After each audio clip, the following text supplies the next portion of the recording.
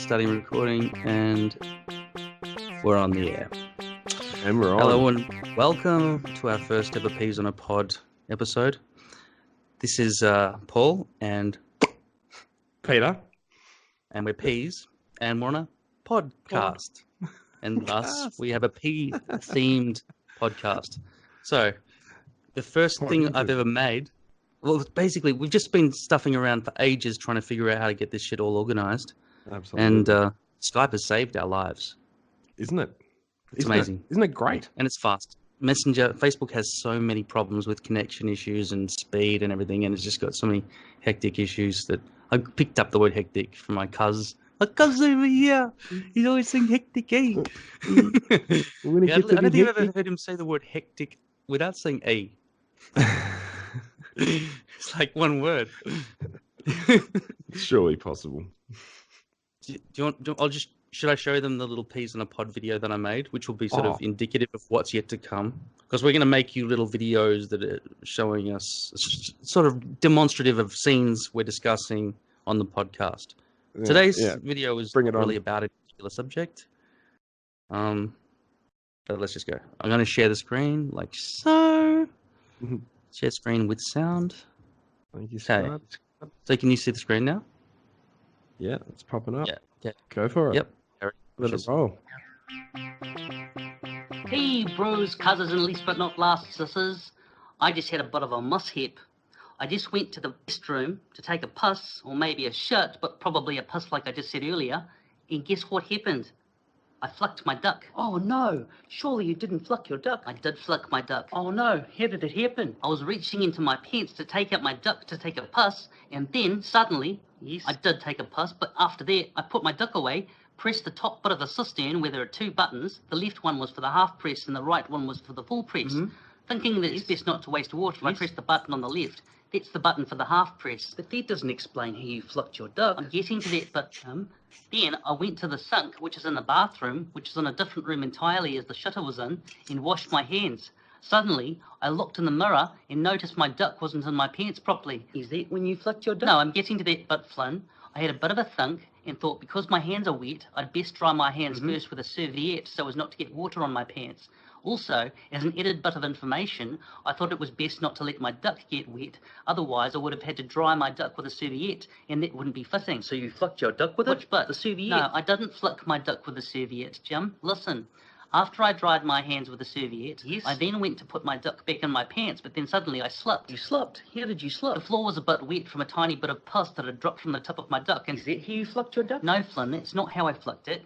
I caught myself on the bench that was next to the sink and didn't slip too badly. And what happened after then that? In my haste, I accidentally flicked my duck as I lifted my hand to my zipper and stopped the zip from pinching my duck. Come to think of it, I'm quite happy that I flicked my duck instead of zipping it. Oh, well, that was quick thinking. Yes, well done, Tim. Thank you, Jim. Thank you, Kim. Flynn. Don't you want to congratulate Tim on not ripping off his duck? Yes, well done, Tim. Thank you, Flynn. There's just one thing. What's that? Your duck's still sticking out of your pants. Well, that's right. In all the excitement, I forgot to put it back in. Oh, Tim. Ah, shit.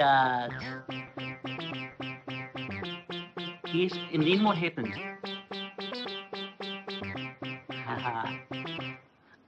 Okay, so that's stop. That is I get away from the screen sharing. Yeah, stop sharing. Yeah. So that is some example of the music we might use for the podcast going forward. Maybe we haven't really. And we have to start. We just have to start. The extent of the humor. Every single facet of this entire project requires too much work, and we've just tried to just strip it down to the bare minimum based on our availability. And just down to dick flicking. Yeah, duck flicking. At the end of it. Yeah. I just love how interested they are. And then what happened? It made it much funnier when we got the little reactions from them. Like he's like, huh? Oh, I've got to be paying attention. What are you talking about? It was a nice little video. And Flynn and Jum aren't exactly well defined because sometimes their names change. I hadn't really written a proper script. I scrubbed. But I just remember I was actually taking a piss and I started speaking. Oh, I just fucked my duck. You know, in the bathroom, that's what I do. I was like, blah, blah, blah. It's like when you're making faces in the mirror and stuff, and then just came out. But I think we should be more topical, making videos in the future. And I've sort of figured out a little bit of how to put the peas in their own kind of world. Well, we can Because create a whole we didn't know. world for the. Yeah, but I did in the beginning. I was unable to get the proper background happening without some sort of green screen, and green screen's been a major hassle. Yeah, We can't quite figure it out. Okay, I'll show you this. I'll show you this little bit where I've been able to isolate the backing here. Just a small sample where I've got the The background. duck's still sticking out of your pants. Well, that's right. In all the excitement, I forgot to put It's it back all on. white. Oh, Oh, Tom. Oh, shut. That's why I was able to keep them out. But it doesn't quite work exactly yet. But I'm still Yeah, working on that. yeah. Yeah. Genius, mate. So tell me about your day. What happened when you woke up? Did you have a good dream for a start? What was your dream about last night? Waking up, I'm sure. And then what happened? You dreamed that And you then I woke was up. awake, Did you go and have a shower and everything and wake up again? It's like, oh shit, I got to do all that again. Yeah, no, I'm on a pretty steady timer. So like, I've always got my alarm set, but I'll pretty much wake up just before them, or well before them, or How do you close do that? to it. Yeah. How do you wake I up don't know, before an alarm? absolutely, just happens. Yeah. Do you have an internal like computer clock or something that's going on in your head? How do you do that? Yeah, I think just it's habitual. Yeah, you just once you do it for a while, it just sort of sets in. Once you But it's change your strange rhythm, though. Don't you find that strange that it's not about the amount of time you've slept, but it's about the time of day that it is? Like somehow you could be like a pigeon and you've got the magnetic field going, okay, now is the time to wake up. What the fuck's going on with that? it can also be the stress of the day. So if there's a stressful thing going to happen and you have to wake up early, even if you have zero sleep, you'll be awake and what? You might not be audible. Yeah. or No, but how visible long for it, but- before the alarm? Like, would it be 3 hours or something random, or would it be like 5 minutes? It's not. It's different. Depends on how late. If I go to bed really late, then I'll pretty much always wake up before the alarm, no matter what. Yeah. But how far before the alarm though? Is it like just hours The before the later I alarm? go to bed, the closer to the alarm. If I go to bed at a reasonable time and I get my 8 hours sleep, then I might wake up a couple of times during the night anyway, because I tend to drink a lot of water before I go to bed, which is a really bad thing. But I always feel thirsty then. So Mm. then So while I'll you're get asleep is the time you get thirsty. no, before I go to bed, Okay. I feel thirsty. So Yeah. when I go to bed, I'll need to go to the toilet. Yeah. Like a few hours in. So I'll always Yeah, wake of up. course. Well, that's a But good then- skill though. I used to piss the bed all the time. I pissed the bed every single day Didn't until I was everyone? about 13. No, but it was until I was 13. It was an embarrassing situation. One kid came over to my house and said, "What's this big conk chunky thing on the floor here that's all hooked up with wires and shit to the bed?" I had to sleep on this slab of concrete with sensors in it because that's the technology of the day back in the 80s, right. and it was Yeah, called. It said on the outside of it, "Dry Cot." Right, that's the name of the product. And it was this big thing the size of a bloody old, big, heavy typewriter, and it had a big light, flashing light, and an alarm system. And Yeah. it was like a house alarm. Seriously, every time I wet the bed, it was a That wow, freaking house wow, alarm went off. wow, flashing lights and You're shit. kidding. Woke everybody in the neighborhood, right? I was sound asleep, pissing. I was like, this is a nice toilet that I'm pissing on, right? In my dreams. I didn't wake up to it, but I woke up everyone else. Oh And my it's like, God. he's the guy that pisses the bed. So it was fucking embarrassing for years. I can't believe I'm able to just talk about it. Like, I don't give a fuck. Yeah, no, but I didn't years really. was my To be honest, identity. I think I sort of knew about it, but I didn't really know about it. Oh, is that a I thing? never Is that a knew. family discussion? Oh He- no, he's the absolutely. cousin No. that- I think it might have come in like. To be honest, Oh, you because I sparked just stayed at memories. your house and then I had to put a plastic down on the sheets or something. Yeah, maybe that was it. I can't remember exactly, to be honest. Like, it just sparked a memory, that's That's all. interesting. And What's okay? You got to tell me something embarrassing about you, because that's pretty. I don't care now that I'm older, but tell me something childhood embarrassment.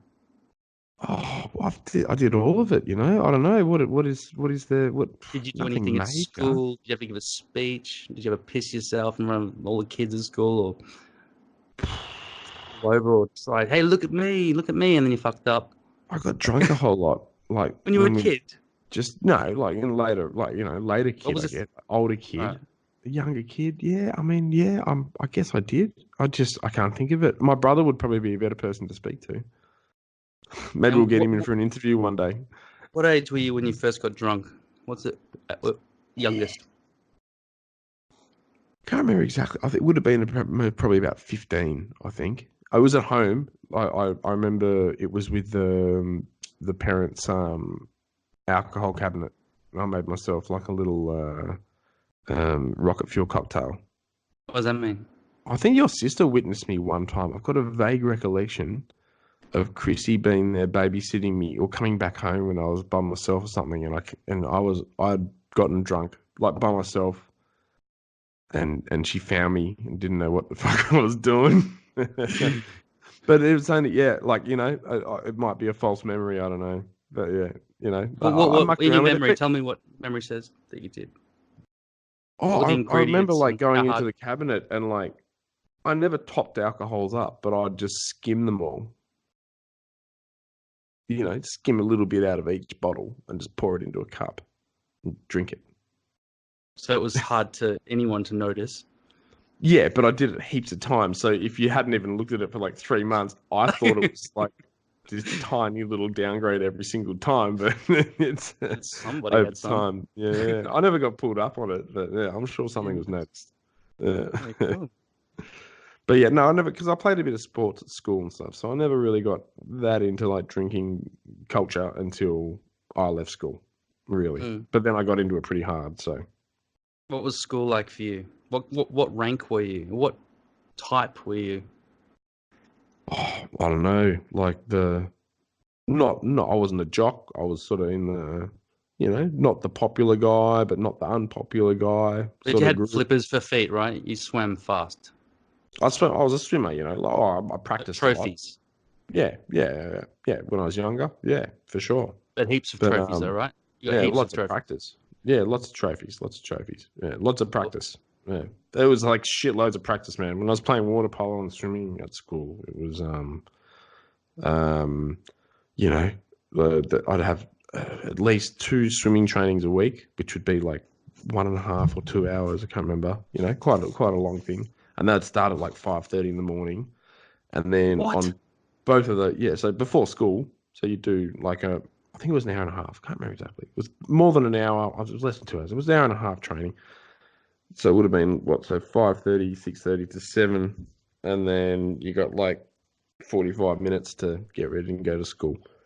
And then both of those days, I'd have water polo training in the afternoons after school. So I'd do school and then go to like an hour and a half water polo training. And then any week there'd be at least 1 game of water polo, if not 2. So like in total, it's just in the pool the whole time. And then, yeah. So you're 6'2", right? Yeah, surfing as well. 6'3". Yeah, right. Tall. Yeah, so you're taller than the other kids. 191 centimeters. I think that's 2 meters. Yeah. So were you taller than the other kids in your class? I guess above average, but there was some taller guys than me as well. But yeah, I would have been on the taller side. But the perspective's a thing, Like even when you're a taller guy, you can come up to a guy that's not as tall and not think you are, Like it just depends on the, the little guy and the jock, the guy who can do all the push-ups, and then he's only 5.5 foot, but he looks like he's 6.5 foot when he's puffing his chest out, getting all the attention of the chicks, like. And so, did you go to a boys' school though? Yeah, all boys' school. So where were chicks? We had so there was like a sister. Well, you call it a sister school. Like we were connected in some ways, but the Loretto, where my sister went actually, but she's a fair bit younger than me. So could you send her messages to the chicks that you liked and say, "Can you tell so and so?" Well, it wasn't really. We didn't really have phones. You're so young compared to you, there wasn't. No, it was before the phone culture. No, but I mean, a piece of paper. At the bus stops. No, we'd catch the bus to and from school with them. And then when you're in year 11 and 12, you can see them in the lunch breaks. But, did you? Oh, no. Did boys hang out with girls at lunch breaks? Only the really popular guys. We didn't really we did on the school bus and stuff. And yeah, I had like friends that were girls that went to schools on the way and stuff like that for sure. But not in our breaks at school, not really. There would have been a few. That's only year 12, isn't it? You were able to leave school for lunch breaks. I think it was halfway through year 11 and then year 12, yeah, something like that. Okay, so just in the final year. Yeah, pretty much, yeah. Well, at least they let you. I mean, it is weird that it's only in the final year of school that you're allowed to say, okay, well, you're about to be ejected from the institution that is everything you know, and you're gonna have to make your way in the world after this because we're gonna just cut ties and give you no more help, right? It's like no, don't leave me. I was really I was like backpedaling. No, don't leave. I was getting pushed out from aging. You can't stay at school when you're 50. So Yeah. fuck. It's just like, and then it's boom. Okay, you're on your own. It's like Yeah. wait, no, That's it. now what do I do? Cha-ching. Fucking How's this scary though? shit. That reminds me of a story in my last year of school when we were allowed out during the school break. I had a friend of mine, Al, and he was tall. He was taller than me. He's like 6'6" or 7". And in our Basketball full player. school, yeah, you know Al. And in our full school uniform, we used to go down to the TAB, right? Never got asked for ID, not once. None of us were over 18, and we were in our fucking school uniforms. But they But just, was that a law though? I don't know if it was a law. Was it a law? well, you got to to be be over over 18 to gamble. You sure? In those days? Yeah. I'm like, yeah, not far off certain. Yeah. But the litigation wasn't a thing in those days. So the people who ran Well- that TAB wouldn't have given a shit. They'd be like, yeah, well, money's in money. I think it wasn't that far back in the day. It was late 90s. No, it was still like the law's the law. They could have got in serious trouble. Although the TAB probably would have gotten more trouble because we Yeah, that's what I'm were saying. under 18. Yeah. Yeah, you're innocent children. We don't know what we're doing. But the That's thing why you is, should Al always is- rob a bank when you're 17. well, yeah, it's past. I'm past it.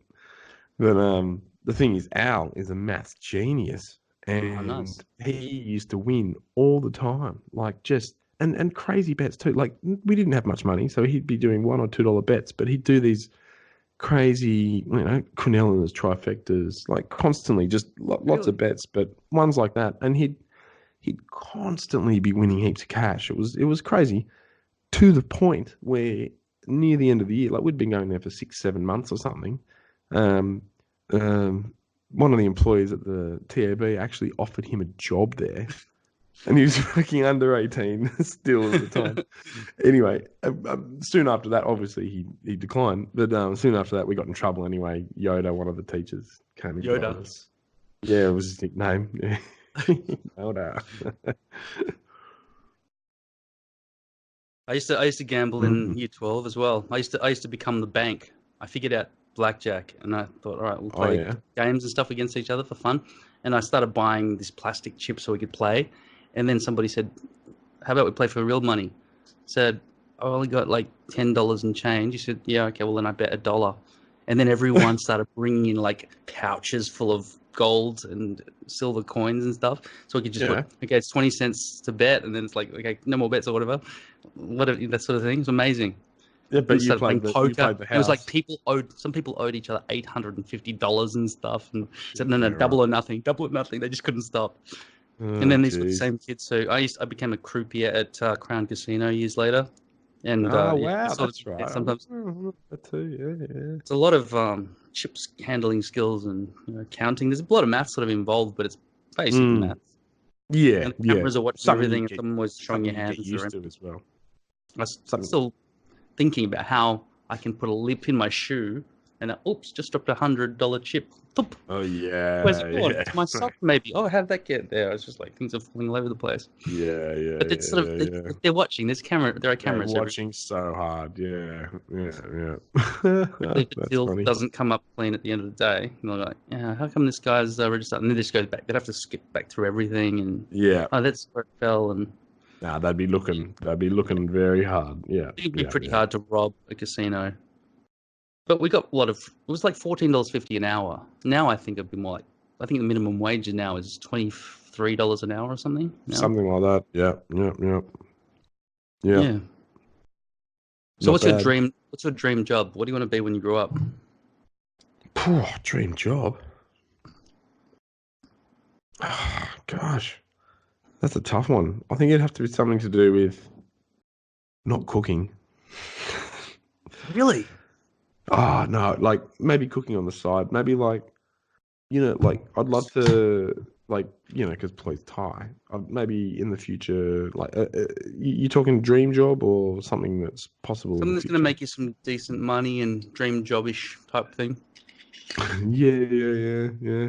I don't know. I've just been thinking about my current one for so many Because years. you can't just that- say astronaut. Because No, not now. I wouldn't be fit enough for that. no, but we'll probably become astronauts as a matter of course because we'll just be Sure. in the generation that will be tourists in space because it's going to come, right? I hope so. Yeah, that'd be. Although there's no hover fantastic cars to see. yet. Yeah. Logistically, very difficult. I think a hover car. Become No, logistically hover car. Like, I mean, you'd have to have like you'd make the roads have 3D repellent magnets. roads. Yeah, like 3D roads rather than 2D roads. But yeah, the friction costs a lot of energy expenditure. So if you did have like Oh, we need a repellent new magnets, source. could- Yeah, we need a new source of energy production. that too. to get So into back that. to the Yeah, question about your dream job. Yeah, I like if I could go back in time, I think I would love to have done some kind of science. You can't go Well, back in time. I can't from now. Tour guide Really? in Thailand. Yeah, Nice. yeah. That's a And good job. like cooking demonstrations on the side, like bit of this, bit of that, bit of You could show them driving. traditional Thai food and take them on a taste testing tour. Sure. Yeah. I was even thinking like go high end and like if there was like some really, really rich guy that just coming in and he wanted to be driven around in a Lamborghini or a Ferrari, then I would be able to apply my services to that and drive them around Thailand or to wherever they Or wanted to go. helicopter if you could do that. Well, yeah, I don't know. You know what? You wouldn't be the I'd pilot, love though. to get a helicopter. I'd love to get my helicopter license. There you go. Me too. That's a dream, like a possible dream. I'd love But to get also, but if you were the tour guide, you'd helicopter get to go in the license. helicopters as well as part of the deal. And then Yeah, you're that's paying so right. much money that you could Exactly. easily afford it. Get to travel in helicopters all the time.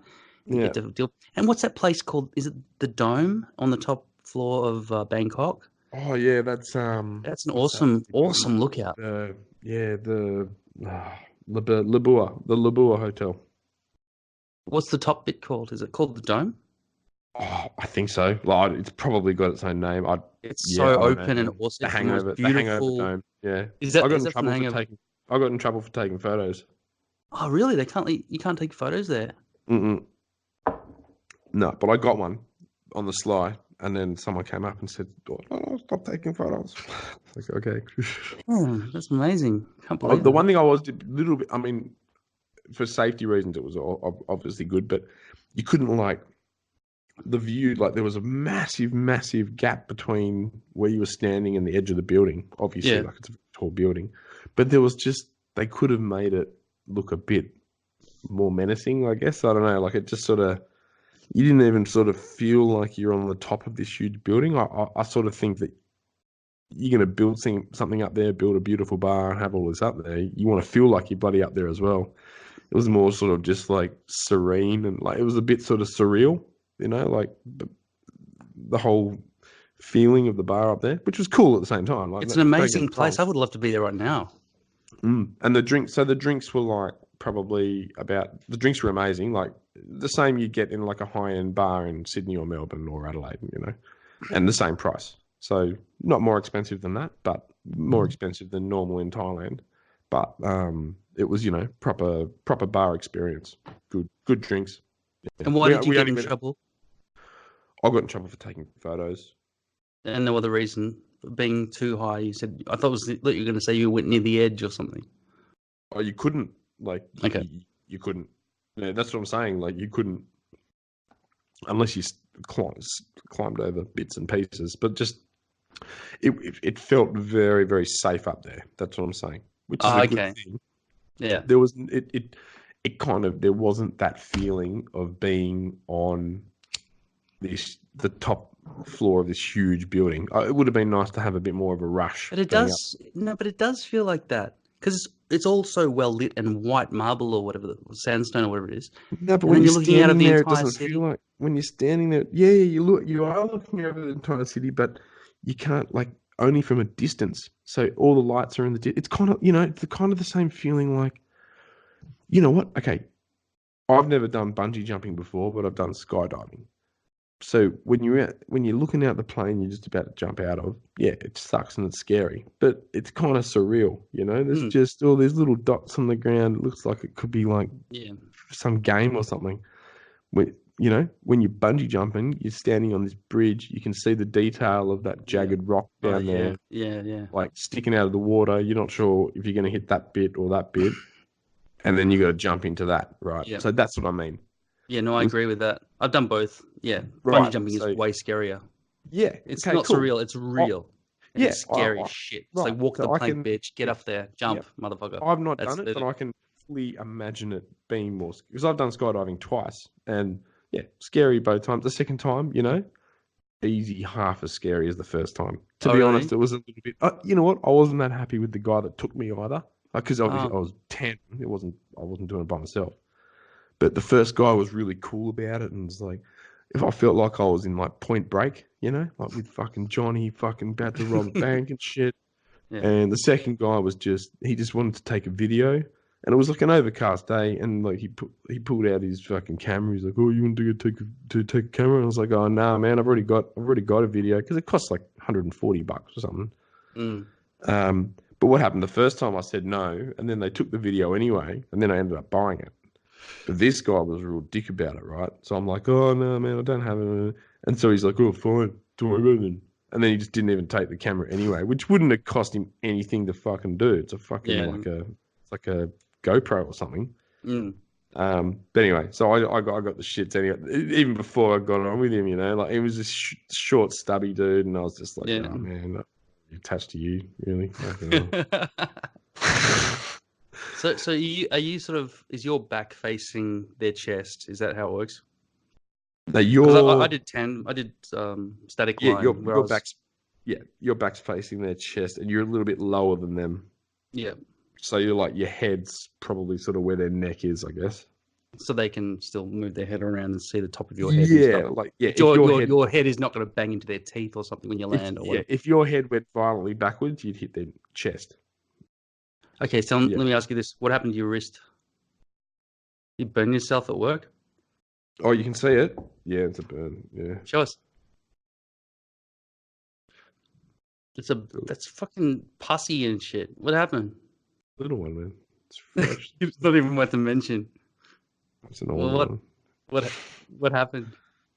Do you remember? Man, nah. Like, because they come out of nowhere, man. I could be cooking on 3 or 4 pans at once, and if a little bit of oil flicks out of one of them, oil, like bits of food, bit of water flicks in. There's a whole water bath behind it. A bit of water flicks in, overboils, pops in, hits a bit of hot oil, flick, can go anywhere. Hit you in the eye. That's not an oil burn though, is it? It's a straight line. It's got to be the edge of a metal something. Yeah, it could be going into the oven. I don't know, man. To be honest. So tell me about your pain. Your pain receptors don't work properly. You don't care too much. It's about pain is just your another emotion, bro. It happens. It happens. Show us the tat that you just got. Like 2 weeks ago. How long ago was this? Yeah. Oh no, it'd be more than that now. A month ago. 3 weeks. Okay, go on. 3 weeks. Okay, hang on.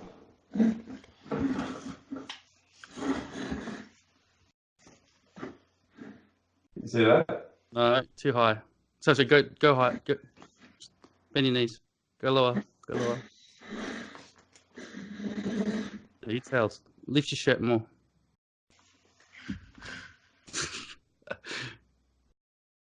Go lower. Yeah.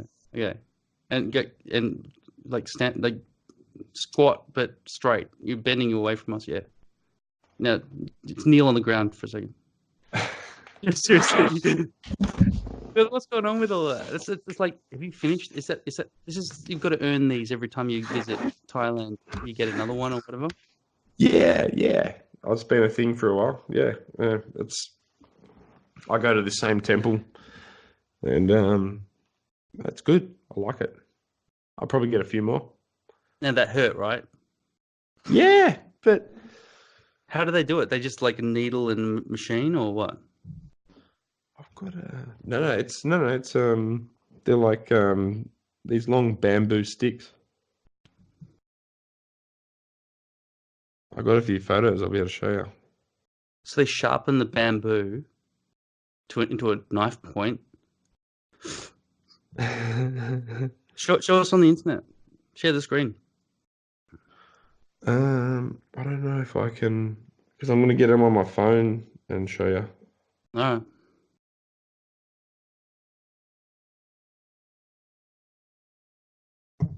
But yeah, no, You know, Yeah, I can probably look you up on Facebook here right now. Is it on Facebook? I don't think I've got these photos on Facebook.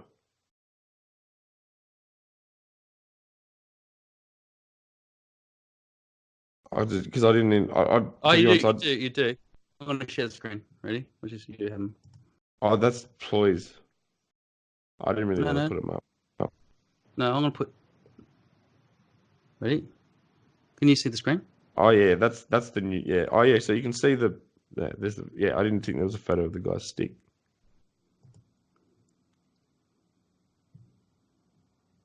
That looks. Look how pink that is. That's fucking painful looking. Oh, there it is. There's the stick. Yeah, That's a piece of like metal, isn't it? How's that bamboo? Some of them are bamboo, some of them are metal. That could be, yeah. Some of them are like aluminium. Unless you some of them bamboo. like just pressing that fucking needle into your back. Yeah, it's a very. Of a depth. I don't know how they do it, but it's very efficient, and they're very good at it. They've got to go through a massive apprenticeship.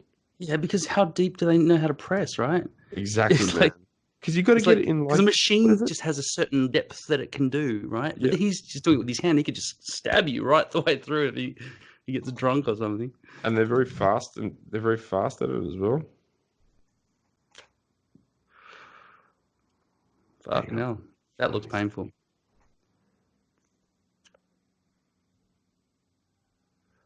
So you're telling me that didn't hurt too much? Man, it doesn't really bother me too much, eh?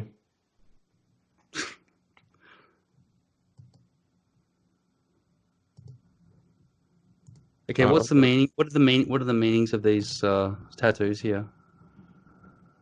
Oh, pretty much all of them are like for protection and everything like that. Hang on, I don't know if you can see. Yeah. Can you see that? It's hard to see at the moment. Let me stop screen sharing because it might make yours too small. Okay. Yeah, that's better. What's happened with that guy's arm? Is he fully tattered black? His arm's gone black, but he's a white guy. Has he got a full sleeve of... Is that a black guy or a white guy with a fully blackened arm? Oh, no, he's a black guy, that's right. Fuck, the video, man. I didn't know that.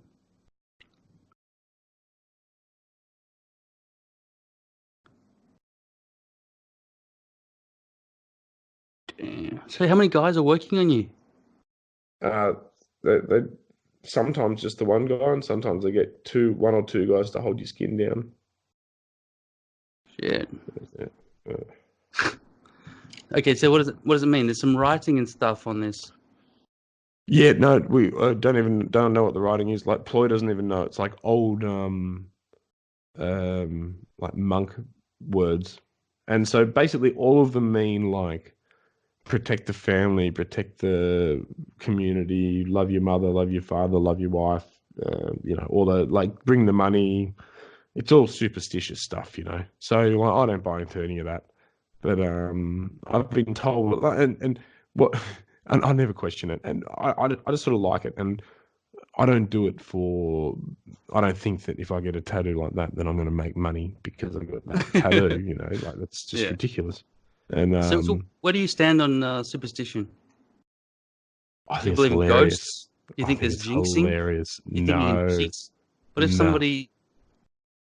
I don't know. What are some I common don't things know. that most people sort of are like half about it, like jinxing? Yeah. Like if you, I'm more on the it's not true side, but I mean at the same time I don't know, so I'm not gonna. If tomorrow I found out that it all existed, I would be like, oh, that's awesome, okay, when ideas appear in your mind, and then you flick on the radio, it's like it's something you've never really thought of ever before. Okay. Okay. It's like, oh wow, okay, such and such what would happen if such and such happened, right? And then you go, all right, I'm going to turn the radio on now, and boom, they're talking about it. That's happened to you, right? And you go, what the fuck? See, things Coincidence like that have happened to me, but I still think there's a cognitive bias that you have, right? So I think you often think these thoughts, and when it doesn't come true, that then you just dismiss it. It's gone. Like you don't think about it. But when you do get a correlation one day, bang, oh shit, that happened. Don't you find there's a string of correlations that happen all at once when you're in a certain way? Or is it just because you're paying attention? Possibly paying attention. It's like when you get a new car. Say you get a new car that you've never had before.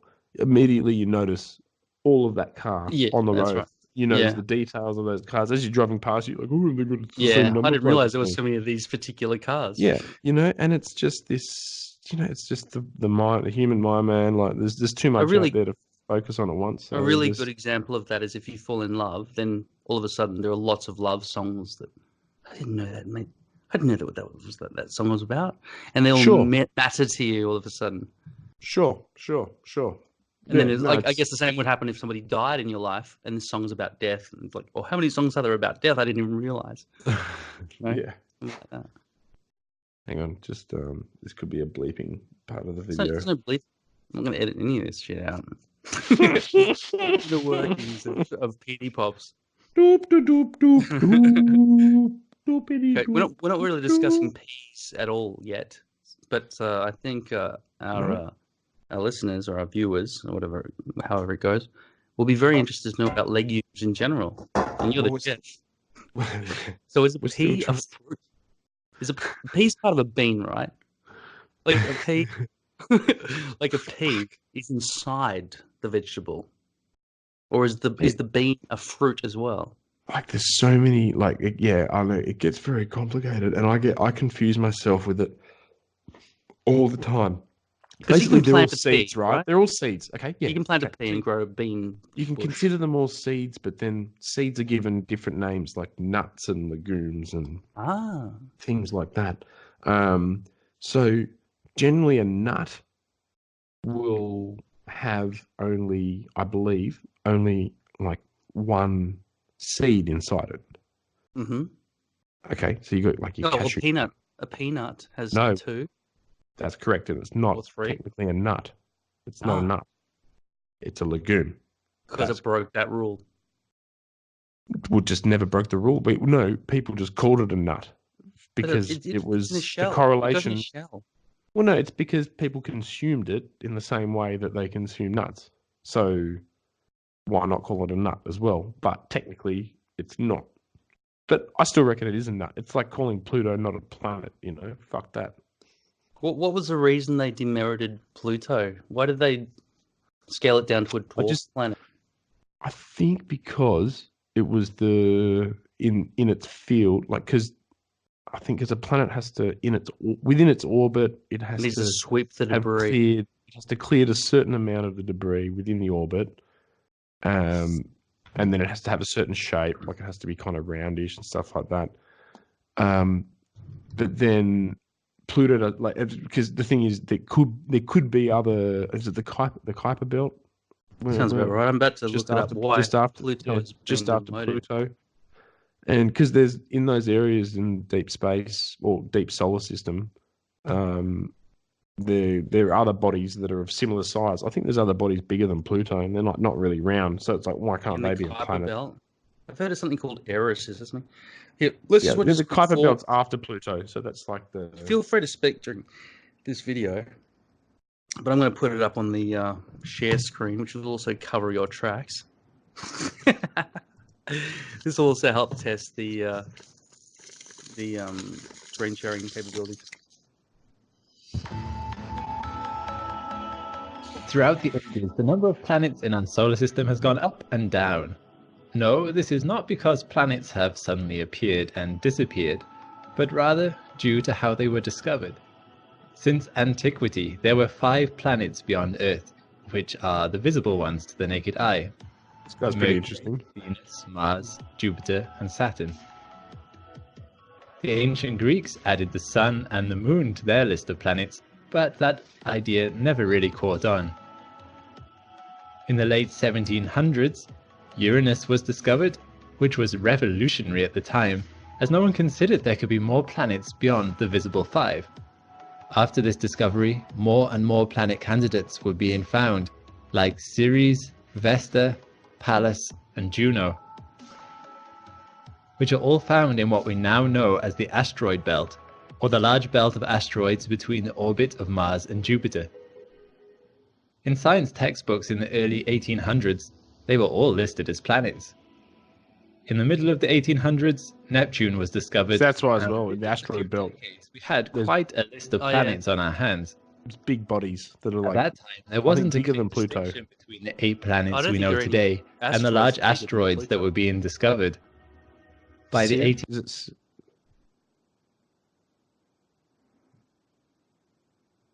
What, did that stop? No, I just turned the volume down a bit. Oh, okay, yep. I can't hear it at all. Oh, you can't hear it enough? No, I can't hear it at all now. How's that? No, it's gone. Oh, it says your sound sharing stopped working due to an unexpected error. Just go back a bit. I'm just going to... Because I'm recording the Skype feed for both of us, and I'm recording the screen sharing and everything else. So okay, right. So it's just overloading somehow. Potentially. Let me just try that again. I will stop screen sharing, and then I will do it again. Let me try this again. Share computer sound. The other thing is I'm running 2 monitors as well, so it could be an overload as well. Right. Okay, so that sign's gone away that says your screen sharing sound has stopped, and I just rewound it a little bit. Can you see the planet asteroid picture? I can see it now. I can see everything clearly. I can only see you. I can't see what's happening on the feed, which is a pain in the ass. I can see it, like, it's full screen for me. It looks good. Yeah, nice. All right, let's go. 100 or so years ago, it's all back. We were ruthless and demoted planets. A lot of people in the world feel like Pluto has been hard done by, but Pluto has been treated just as harshly as the large asteroids. In 1930, Pluto was discovered, and with the excitement of finding something so large and distant, it was classified as a planet. Although within a few decades, it was discovered that it didn't follow the conventions of a traditional planet. The planets we know have circular orbits that align roughly with the plane of the solar system. Pluto, on the other hand, orbits at an angle to the solar system, and its orbit is so elliptical that at some points during its year, it's closer to the Sun than Neptune. But it was also unique, so no one minded it being called a planet. But then in the 1970s, Pluto was discovered to be a lot tinier than expected. It turned out that its mass is only 1/6 of our moon. Trouble continued for Pluto in the 90s, when telescopic technology had greatly increased, and other worlds were being discovered in and around the orbit of Pluto. Just like the discovery of the asteroid belt, it quickly became apparent that there was another belt beyond the orbit of Neptune, now known as the Kuiper Belt. These objects are still being discovered, the most famous ones being Eris, Sedna, Haumea, and Makemake. But seriously, they have found a lot. Just look at this list. I like Makemake. In 2006, the International Astronomical Union knew that something had to be done. They finally classified a planet as a celestial object that is in orbit around the Sun, has sufficient mass for its self-gravity to overcome rigid body forces so that it assumes a hydrostatic equilibrium, or which means it has a nearly round shape, and has cleared the neighborhood around its orbit. So although Pluto fits the bill for the first 2 categories, because it lies in the Kuiper Belt, it has not cleared its orbit, and thus is not a planet. Wait. Well then, how is Mars a planet? Because Mars hasn't cleared the asteroid field between Mars and Jupiter, and how has Jupiter not cleared that field? That's crazy. Yeah, I know. I don't understand why that doesn't big enough pull them all in. Yeah, or they might just be happening over time. I don't know. It's not like it's not like Pluto is a marble that's ricocheting off all the other nearby. I think the distances are pretty. objects. I think the distances are pretty vast, And because that whole thing, like you watch Star Wars, right, where Han Solo jumps in the Falcon, the Millennium Falcon, and he he's got to go through that to escape the starship, go through the asteroid field. Like that doesn't happen in real life. They're not all close together like that. You can't see one asteroid to the next. Like Really? no. But satellites collide, like human satellites, man-made artificial satellites collide. But the distance is tiny in comparison. Like the distance is vast. Yeah. Like there's millions of things there, but the distance is so vast that they're so sparse. They're still so sparse. So like what? Not... Every time we send off a space shuttle or a rocket, the chances of it hitting something are low. Yeah, unless because I heard that a fleck of paint from something could slice through the entire ship. Sure, if it was going fast enough at the right trajectory and hit the right part. No, but what I'm saying is, like, it's staying still or whatever in space by comparison, right? Nothing's staying still in space. Okay, but nothing's ever staying still compared to the speed of a 35,000 kilometer an hour spaceship, right? Yeah, the fleck of paint is sort of fairly stationary. It's not going. Like... Depends on the trajectory. If it's coming head on, if it's coming head on and they're going in opposite speeds. Okay, so that's 70,000 kilometers per second collision. Yeah. You reckon it'll rip a hole? Depends what it hits. What if it hit like some fucking? You know what? It's unlikely because the ceramic heat shield of the front of the ship. Maybe not a fleck of paint, but something tiny bit bigger. You know, something maybe the size of like a screw from one of the satellites. Well, a screw would certainly do damage at 75. Yeah? It's a little screw. What about a lighter? Like some pilot had dropped their lighter out the window. And I would say if that hit. Man, absolutely, man. Any little piece with speed and velocity and everything gets timed, by its mass, it's gonna smash. It's gonna smash it, isn't it? So even a frozen pea. Pea would freeze immediately because what's the deal with space? Didn't we explore this the other day? Isn't space hot? Because we looked up the temperature of space. It was like negative. So you need to be in the vision of the sun and have some kind of mass for there to be heat. Right. So a human body leaves a spaceship because they're like, we haven't got room for you anymore. Get the fuck out. Right. He's floating through space. She's floating through space now. Right. Yeah.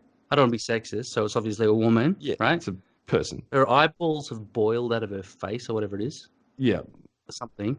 But is she like now cooked on one side and frozen on the other? And then she rotates like a rotisserie. Well, you wouldn't be naked. Are you naked? Is this person naked? Yeah, well, don't waste a spacesuit. Well, I reckon, yeah, if you were naked, you would literally, on the side that was pointing to the sun, you would burn. And then on the side facing space, you would freeze. Like if you had any kind of perspiration coming out, it would freeze. But you would burn on the other side. But if you were spinning, you'd be like a rotisserie. But on the other side, you'd be a freeze-isserie, whatever the fuck. What's a freeze-isserie? Is there a way to cook food in a freezy way as opposed to a cookie way? Well, there's like liquid nitrogen cooking. Well, it's not really cooking, I guess, but it's like it changes the state of things. Like have you nitrogen something for food? I've never done it actually personally. I've had lots of friend chefs that have done it. I've just never worked in a kitchen that just had the utensils. But I mean, it's a bit of a wank, to be honest, I think. But I can't really say because I've not done it.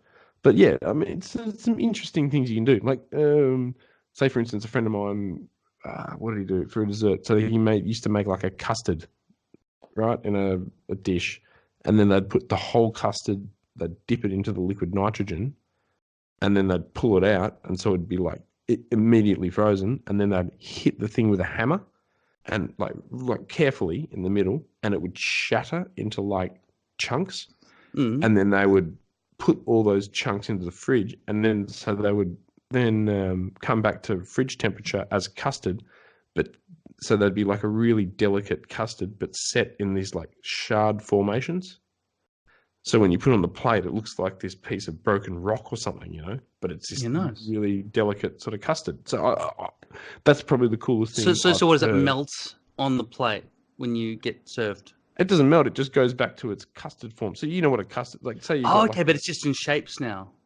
yeah. So say you've got, yeah, exactly. So say like you've had like a panna cotta, like a creme brulee before, Yeah, right? It's that kind of consistency, like a Yeah. panna cotta yeah. sort of thing. That's a bit different, but yeah, it was a custard. So it goes back to its custard consistency, like jelly custard, but it's in that shape of that sharded piece, which I thought was quite a cool idea.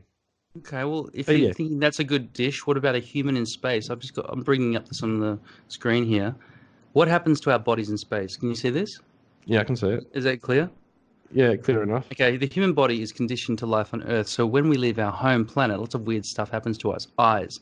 Many astronauts suffer from some vision loss, although it is not completely understood why. It is believed to be due to increased pressure inside the head. Cosmic rays, usually absorbed by our atmosphere, also create momentary flashes of light. I've heard about that. Like neutrinos pass through the closed eyelid, even through Yeah. the spaceship, even if you're in a dark room with the spaceship, pass through all that. Because it hasn't got a magnetic field to protect you from all that dangerous radiation. So stuff goes straight through and touches your retina. Right? Yeah, right. Spine. Astronauts are taller in space. On Earth, gravity compresses our spine. When gravity is weak, the space between the vertebrae in our spine is able to expand. That could be good for me, for my back problems. I should go up there. Just for like Muscles. a couple of weeks, just to like Yeah. stretch Yeah. it out a bit. Yeah. Yeah, I've got an inversion table, but it's nothing like 0G. Muscles. In space, muscles aren't really needed to hold up the body. Over time, they become weaker and deteriorate. Astronauts must exercise every day to prevent this from happening. Blood. Yeah. Blood is normally pulled towards our feet by gravity, but in space, the blood and fluid is pulled towards the head, giving astronauts puffy faces. Bones. Yeah. Like our muscles, bones aren't needed much in microgravity. Without exercise, they deteriorate and become weak and brittle. Heart. In space, hearts don't have to work as hard to pump blood around the body, so eventually they may shrink, which can cause problems for astronauts when they return to Earth. Brain. Cosmic radiation, stress, insomnia, and trying to reorient your body's balance system mean that astronauts' brain is constantly adapting while in space. That's not what I was looking for. I was trying to see what happens to the cooking of a body. I'm Video. not sure I've ever heard anyone talk about that before. What was the Oh, this is that whiskey I got. Oh, nice. Oh, sorry. Let me just take off the screen sharing for a second. I can't see what's happening on Skype. Like, Yeah, I right. can't see what's happening. My on whole screen is you, feed. and then me in the corner. And that's me in the corner. So is that... So Yeah. what happens when I go into the share screen mode? Does my face disappear? Yes. And Alright, then I just see can your you show screen me? instead of your face. Can you share your screen and look up what happens to a body in space? By the way, we're about to hit 1 hour. And because of the 1 hour problem we had with the phones, I'm thinking maybe we should just stop so I can take a piss. Okay. Oh, yeah, I'm yeah. sorry. It's so weird to see the delay. It's such a delay on my face. Yeah, but you're still a tiny little fragment in the corner there. All right, I'm going to stop it and take a piss. Okay. Okay. Should I stop the recording? Don't stop the audio recording. I want it all to be the same. Yeah, just leave it. Okay. Audio shouldn't have a problem. I'm just going to stop the Skype recording, and then we'll go back, and it'll refresh and make a new file, and be less problems, I reckon. All right, So sounds good. I'm going to press the stop now. Okay. Yep. I'm going to take a See you in a Okay. minute. 2, 1. All right, we're on the air. Right. So we're talking about the things that could happen to your body when exposed to space. Just looked up this site here from Ross Yalayan, updated June 2014, and he has the top 10 things that will happen to you. So the vacuum of space. The first things the experience. So you'll be depressurized. You'll be sucked into the vacuum of space. Speed reading. I'm trying to. So basically, you're going to be like pulled into the vacuum of space and then like put into whatever kind of orbit that you've been expelled into. Mhm. So it doesn't really say anything. So extreme swelling. Here you go. This is the first thing that will happen to you. So extreme swelling without the presence of the Earth's atmospheric pressure, the water takes up 70%. No, read the first bit. I think it's funny the way it's written. Veruca's up from Willy Wonka and the Chocolate Factory, puffed up like a giant blueberry. The effective space on the human body would be quite similar. That's good. Without the presence of Earth's atmospheric pressure, the water that makes up 70% of our bodies doesn't remain in its liquid state and expands until it forms water vapor. So the water in your body goes into vapor. Twice your normal size. The formation of vapor wouldn't be enough to burst the skin, but it's safe to say you'd experience some serious discomfort, to say the least. Discomfort. Yeah. So yeah, the exposure to sunlight. This is what we were talking about before. So it doesn't really give it it doesn't say anything about cooking or anything like that. It just says. Read that. I like the way So they write it. a day at the beach can be ruined by a painful sunburn, especially if you forget your sunblock. Now imagine being exposed to the power of the sun without our ozone layer. Excuse me. Did you just snort? I just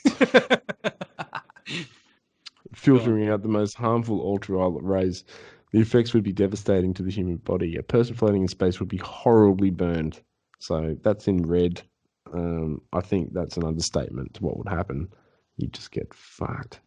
Over any portion of exposed skin, in addition, looking directly into the sun would fry your light-sensitive retinas. We all know that from eclipse. Would render you blind, and even if you did survive, your likelihood of contracting skin cancer would increase dramatically. You're floating up into space going, God damn it, I'm gonna get cancer. Suffocation by hypoxia. Okay, that's pretty obvious. You're just going to have it's in a vacuum and you got no oxygen, so you're going to just die. Skin turned blue, blah, blah, blah, blah, blah. Rapid cooling. So this is, rapid cooling. So on a hot day, our bodies produce sweat to cool down. As the sweat evaporates on the surface of the skin, it uses heat energy, causes a cooling effect. But this effect is greatly exaggerated in outer space.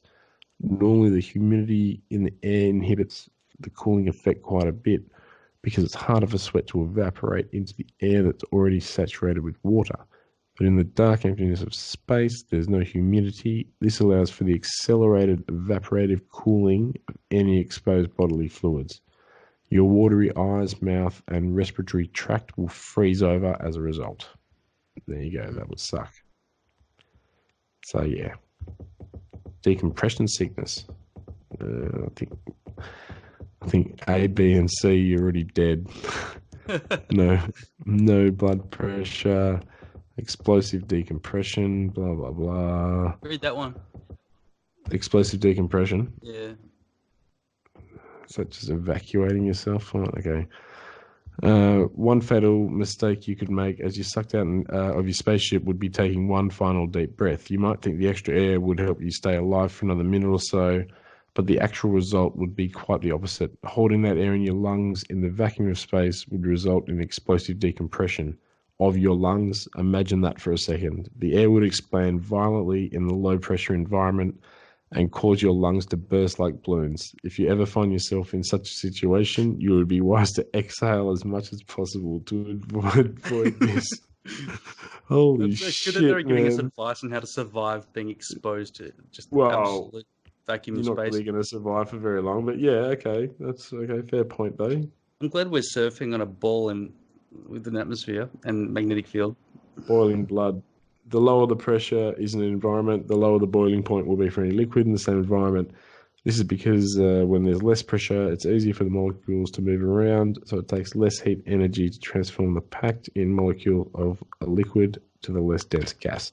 This is why water boils more easily at high altitudes in space. The boiling point of your blood could realistically drop down until it's the same as your own body temperature. Holy shit. So it would curdle, at which point your blood would begin to boil. temperature of your blood would still be normal, but in a vacuum of space, that might be all it needs to boil. That's weird. Boil.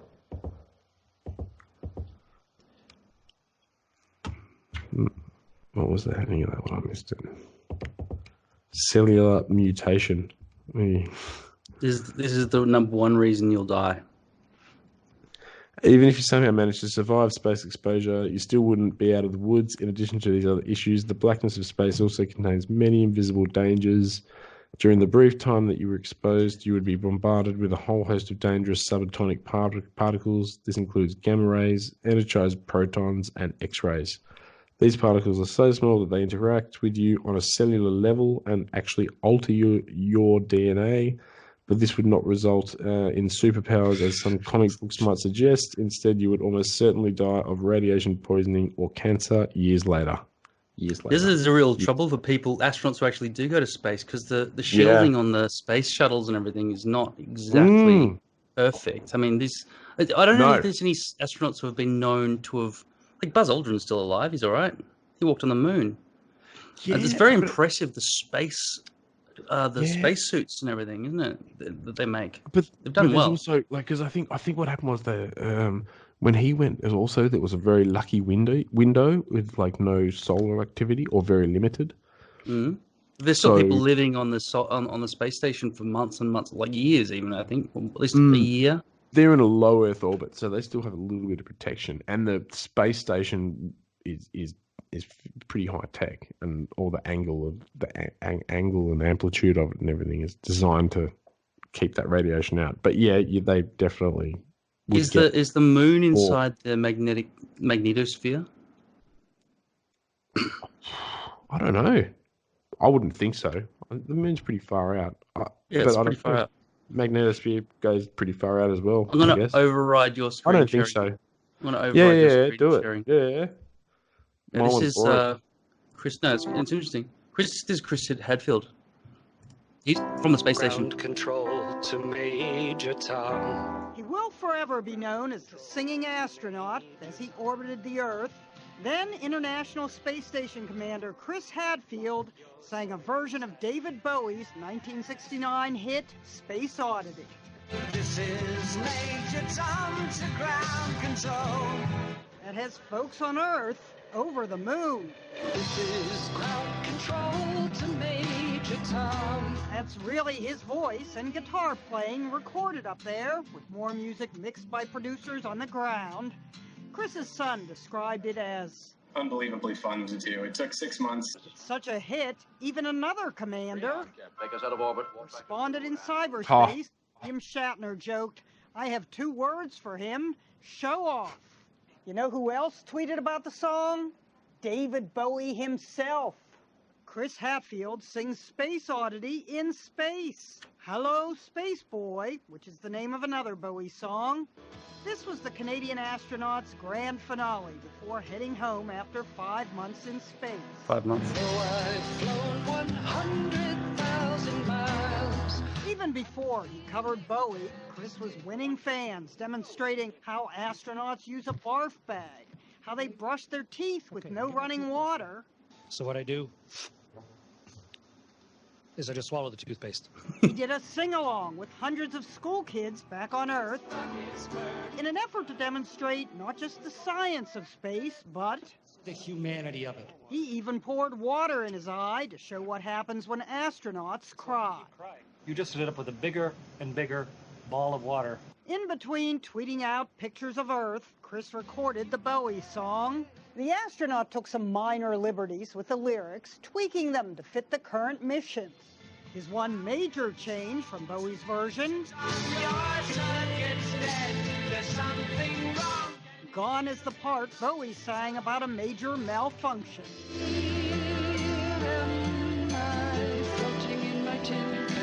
What a view. There's something man, fucking amazing. I have seen this guy on a couple of things before, but I haven't seen that song.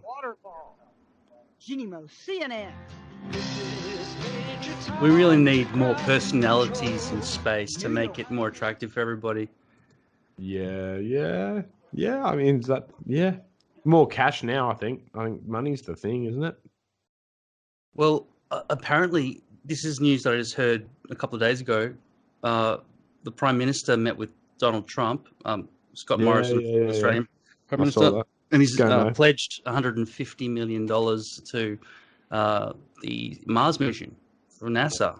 That's a separate mission from Elon Musk's mission.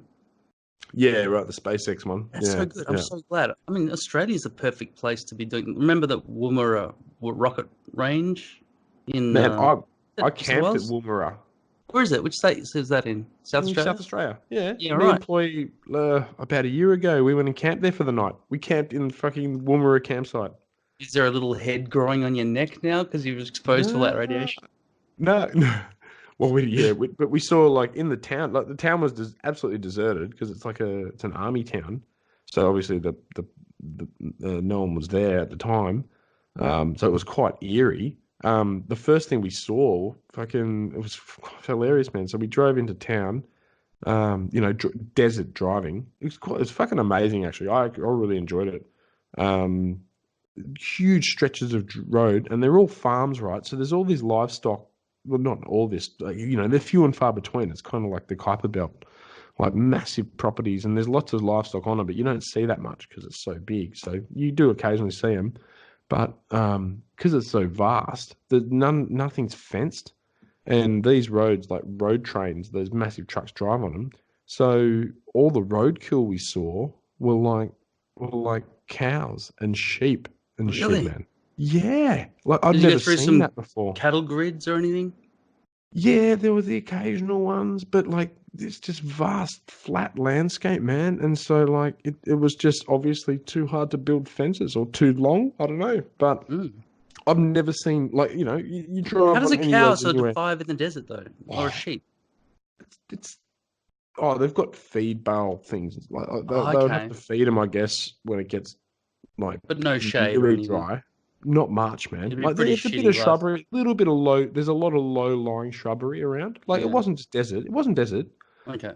Wasn't desert, but barren, and like it all looked the same. There was massive salt pans and stuff like that, like huge salt pans that were just completely dry, and like you could walk out onto them. We did. We walked out, and you're just walking on Did salt. you lick it?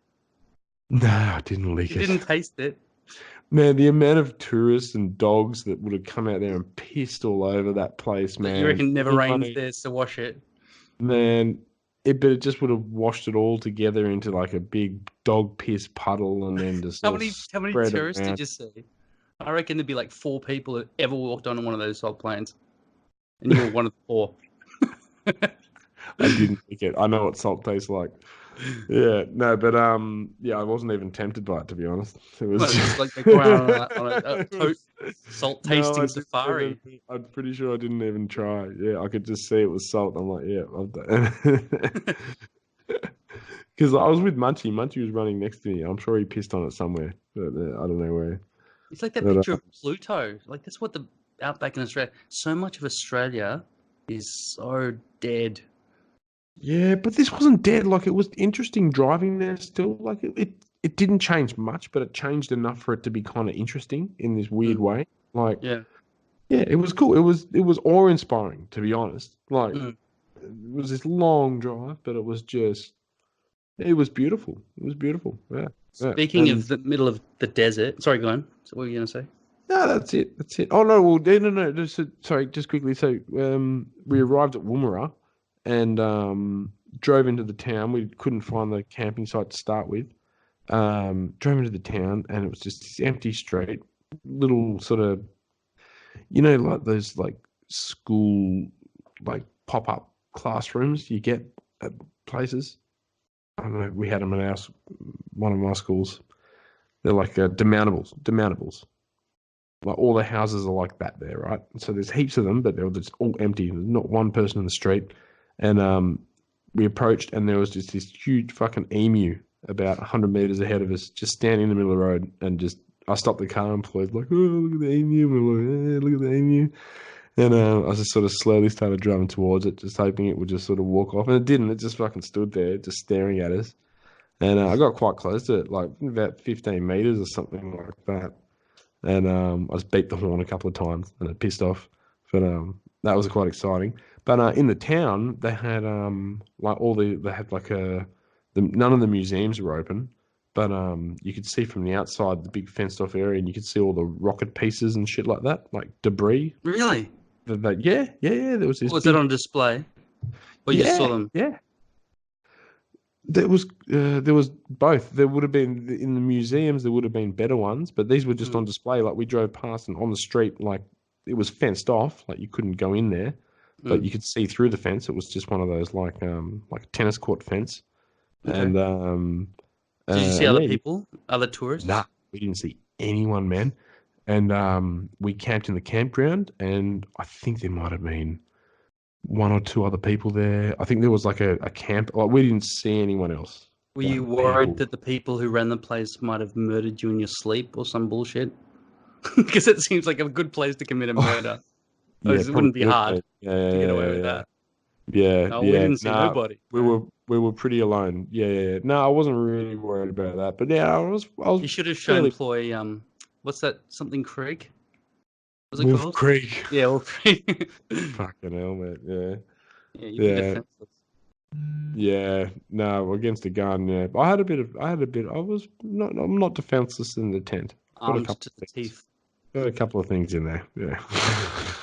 Okay, there are two things I want to talk about. First of all, middle of the desert equals Ayers Rock, Uluru, right? 26th October this year, 2019. It's going to be out of bounds to climate. Yeah, I know you got to think again. And it was on my bucket list, and I just don't seriously understand the reasoning behind it being shut down, apart from religion, and a religion that nobody really cares about. Like, it's not like an official Dreamtime religion or something, and it's not like all Aborigines kind of had this collective religion that they've all. It doesn't seem like that. Yeah, developed properly. It's like there's guys like saying, "Yeah, you know what? One time about 40,000 years ago, I think a couple of guys smoked a bong up there once, and now we're sacred land." Right? I don't know what the fuck. Isn't that where the snake made love to the kangaroo and that's right, and created the Emu River? Yeah. That's how the rock developed because the. Look, I know. Look, I just think I'm not gonna worry about that because I didn't care. It wouldn't be on my list of reasons. It's because it's like the Mount Everest of Australia. I know it's not a mountain, but it's the most interesting big thing we've got. It is a pretty cool thing. It's a pretty cool thing, but there's so many other cool things near there. You know, I don't know. I'm allowed to climb the Olgas. What? Isn't there rocks nearby? Can I climb that? Was that sacred too? But climbing on it probably is. Yeah. No climbing on any rocks. What about that little pebble? Yeah, you can climb that. It's like, what's the limit? Oh yeah, 3 meters. Anything higher than 3 meters. Yeah, you gotta pay. Yeah. I don't understand it. Like, what the fuck? And it's like closed to the public permanently. What happens if I climb it on the 27th of October? I'm gonna arrest me. You'll get in trouble, Paulie. You know you get in trouble. There'll be people waiting there to get you in trouble. Well, I mean, even if I go there now, there's a chance that I'll be probably filmed by the cameras and so many hardcore extreme leftists that would say he's a racist for climbing on that rock. What the fuck are you talking about? What if you jump on that? What was that? Storm Area 51. Jump onto that hashtag and change it to Storm Uluru. Yeah. Good 27th of October. Second of all, because you mentioned the emu, and it was a long time. We were trying to plan out an original sort of, a theme for a show. And I think it's okay that we're just riffing, right? We're just talking about anything we want. Yeah. Anything comes to our mind. It's perfect, right? We're just having a drink, having a smoke. And now I'm going to just go back and just do a quick sample of what we're going to talk about. It runs for 14 minutes or 10 minutes, though. So it's a good time to shift away from your screen right now. Let's share my screen. Okay, here we go. I'm going to press play. Watch this. This is the Emu Wars. Australia. For the man who imagines being strangled by a tarantula while a kangaroo breaks his kneecaps and thinks, yes, please. For the man who pictures himself being eaten by a snake in the burning outback while eating a Vegemite sandwich and thinks, yes, please. And that man was Governor Arthur Phillip, who landed in Eastern Australia in 1788, presumably saw a dingo being eaten by a crocodile, being eaten by a death adder, being eaten by a koala, being eaten by Mel Gibson, and thought to himself, Mel Gibson. Yes. Mel Gibson. Good. Now I know what This you're is about the thinking, Emu Wars. but oversimplified, Yeah. the British didn't discover Australia, the Vikings did. And you'd be wrong. I'm not sure why you'd think that. But hey, if you love Vikings so much, then why don't you check out today's sponsor? Vikings War of Clans was inspired by the Piggott strategy and Right, other advertising through us now. we all loved, like Age I of like, Empires. you know what? I kind of Civilization. like the If you, interactive like me, advertising. It's want to kind of funny. relive those memories again with a At new least you get a laugh out of then it. this mobile game is for you. It'll probably get Vikings boring lets at one you choose stage, your but- own playstyle. And what makes its world so addictive is that I just more want to say than that 20 my million microphone online here players are is constantly sitting changing on the a way it garbage evolves in by my. never-ending I don't know if fighting you see over this in the resources, tiny forging little new alliances, camera. and competing in live events. I'm going to tell you a story about a Support spider in my Download house last night free, as well. only when from we my was links in the there. description box below, and get this special bonus of 200 gold coins and a protective shield. I'll turn it back up. I just want to see this Emu Wars thing. Yeah. Okay. Just- Buy! Man, this is great. The market will continue to grow forever. But what if it doesn't? Oh crap, I never thought of that. Sell! And the stock market crashed, which led to economic downturn, which meant banks wouldn't lend anyone any money, which led to more economic downturn, which meant everyone stopped buying stuff, which led to more economic downturn. And hey, what if all the crops in the Great Plains were destroyed in a drought and then a big dust storm engulfed the area? That's right, more economic downturn. And in an effort to combat the crisis, America began imposing tariffs on foreign imports, which made the economic downturn go global, and the earth got really depressed. But one nation that was hit harder than most by the whole affair, Australia. The problem for Australia was that it relied heavily on its export industries, and in the current economic climate, no one was buying. To make things worse, Australia had introduced its own currency and pegged it onto the gold standard via the British pound. But then the UK started messing with its own peg on the gold standard, and if this is starting to sound confusing, then let me oversimplify it for you.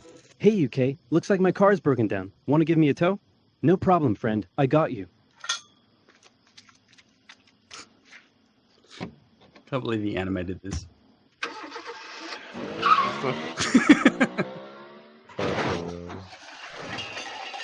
More economic downturn.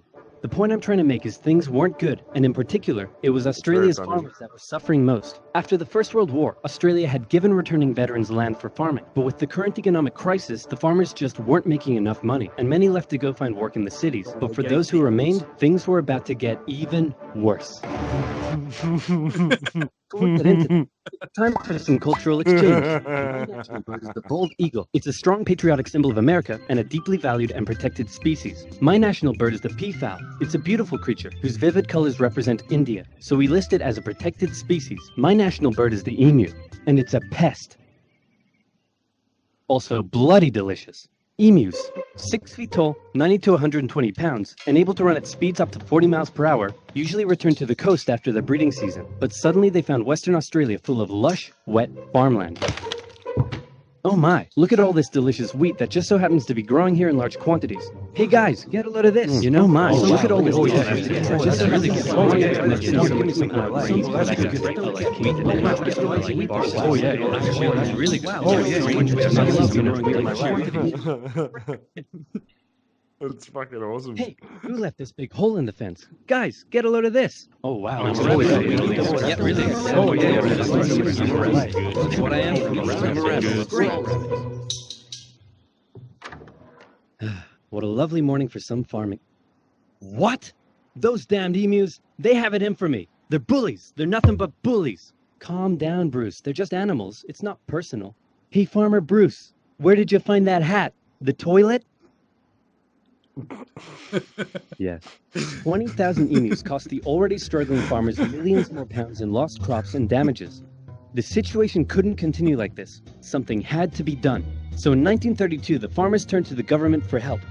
You'd think they'd go to the Minister of Agriculture, but these farmers said no. This is a job for the military. So they went to George Pierce, the Minister of Defense. That's right, Australia was to go to war with the emus. But not everyone was happy with the idea. This is barbaric. We can't go slaughtering thousands of our own national bird. Oh, come on, guys. The machine guns will make it quick and painless. Machine guns? You're using machine guns? This is animal cruelty. Look, I know it's unusual, but it's not like we're poachers turning the birds into feather hats. Think of the benefits. It'll be good target practice for our boys. The government can show it with action. Plus, I can get myself a nice new feather hat. Did I say feather hat?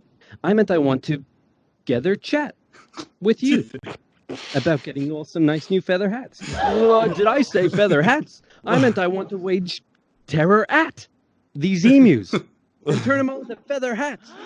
Damn it! Of course, Pierce first made the farmers sign an agreement saying that they would pay for the whole thing and that Pierce wouldn't take any of the blame if the operation, that was clearly very stupid, turned out to indeed be stupid. And the operation went ahead. Major G.P.W. Meredith and his men were sent with 2 Lewis machine guns to hunt down and take out the evil emu population in Western Australia. Target spotted. Well, was it an emu? No, sir. It's an emo. Damn it, Jones. Learn your vowels. I'm sorry.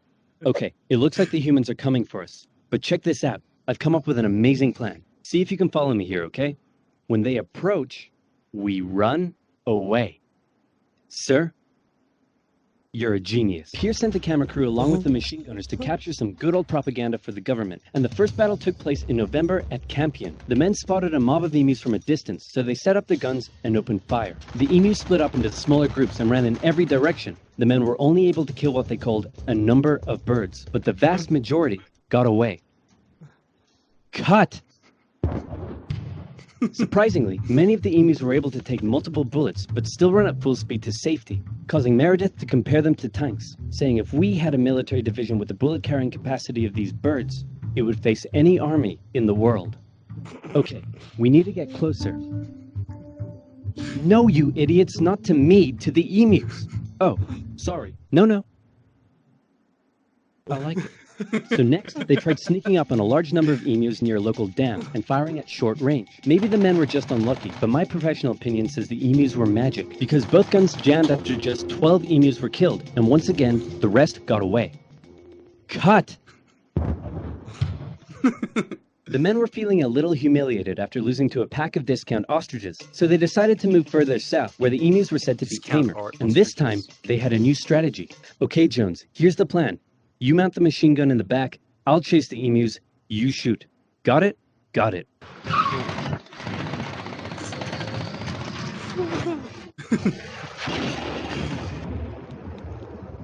I'm gonna shove that camera up your... The operation was a fiasco, and the press had a field day. In Parliament, Pierce was lambasted, and an opposition party member suggested that medals should be handed out to the emus, who had won every round so far. Pierce, feeling quite humiliated, called the operation off, but 4 days later the farmers approached again and said, "Hey man, the emus are still eating all our crops. Can you send the army back out here?" And Pierce was like, "Yeah, okay."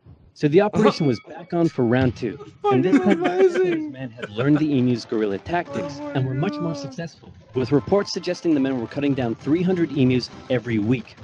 I hope you boys are getting great footage of this. What on earth are you filming? Despite the success, the media had lost interest in the whole thing, but with 1,000 emus killed, Pierce finally ended the operation and returned to Parliament declaring victory for the humans. So there were 20,000 emus out there destroying crops, and you've killed 1,000. Meaning there's still 19,000 emus out there. Yep, and in addition, you've burned through 10,000 rounds of ammunition. Meaning you wasted 10 rounds per confirmed kill. That's right. Yeah, I'm gonna go ahead and call this one for the emus. At least I got a feather hat. What? So in the end, the emus won the Great Emu War of 1932, and the emus continued to wreak havoc on the farmers for years to come. The government introduced a bounty system, which saw some success. But for a moment, let's take some time to remember the brave men who said goodbye to their families and risked their lives to take on the great, evil emu population in Western Australia. But even more importantly, let's think of the friends they made, the bond they created, and the memories they shared. Take me home, golden fields and sights of days gone by. It's where the heart lies, with stories on. Hey, guys, I solved the emu crisis. Really? How? I just made some better fences.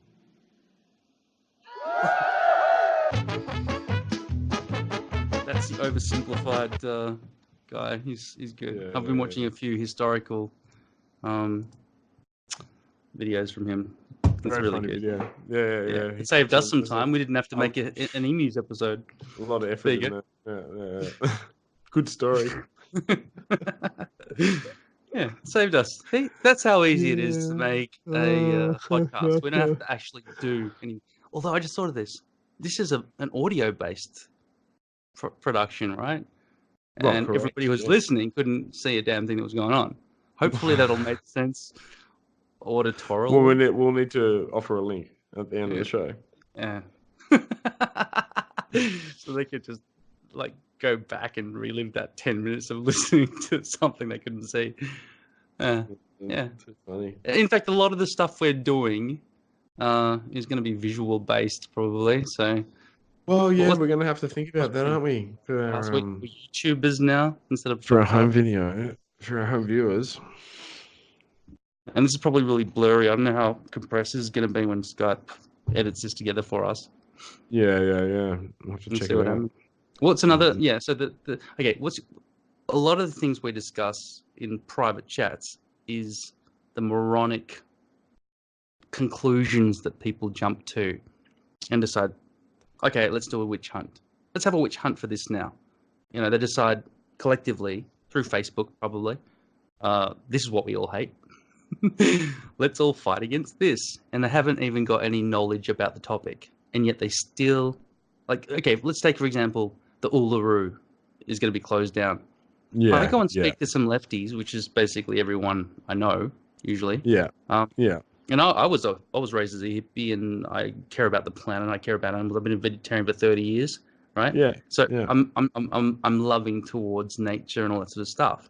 Lefties are often bullshit artists, hypocrite motherfuckers, right? Yeah, I believe so. They just jump on the bandwagon because they know it'll get them pats on the back and points when they write some bullshit on Facebook that they don't live by.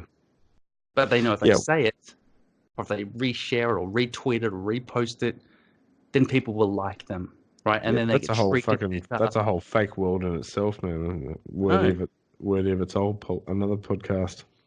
Exactly. But I think it's going to be an ongoing topic for us. So what do you think about this? Like, how many people would even understand the whole Aboriginal perspective of Uluru, right? I reckon zero. Well, none. Yeah. Running, none. Right? I don't know. I haven't gone and interviewed them. I would love, as part of this podcast, to go and interview the Aborigines who live in that area and have said, we own this, even though Aborigines don't care about possessions, but now we want this land forever to be ours. But I don't think that's their point. It's more, if it's a sacred land, or if the rock's got some sacred value, then they just don't want people going on it. You know, my whole understanding of it is that if you die, your ghost haunts the place you're at, and they don't want some white fellas. Is that one? That's one of the reasons, is it? Yeah. Well, I think that's the only real reason for them to stop it. And a few people have died on it, but 36, I think, out of thousands. 36. Oh, okay. Yeah, right. Yeah, out of thousands. Yeah. People started make the rope better. You know, fuck. You know, make it less dangerous. Give us a nice make little it less dangerous. Track. Yeah. Like what? Easy. In fact, like, if you just, I'm sure we've got the technology. Bore a hole through the middle of it and just put some steps going up through the center into a nice like Japanese casino type. Yeah. You know, you could have like base jumping off one side, so when you climb to the top, you could jump off and parachute down, and then hang gliding off the other side. Exactly. Fantastic. A big water slide, going off the other end. Rock slide. But you carve it through, so you're going through tunnels and shit, and it's all. You know those massive speed slides. Time projections.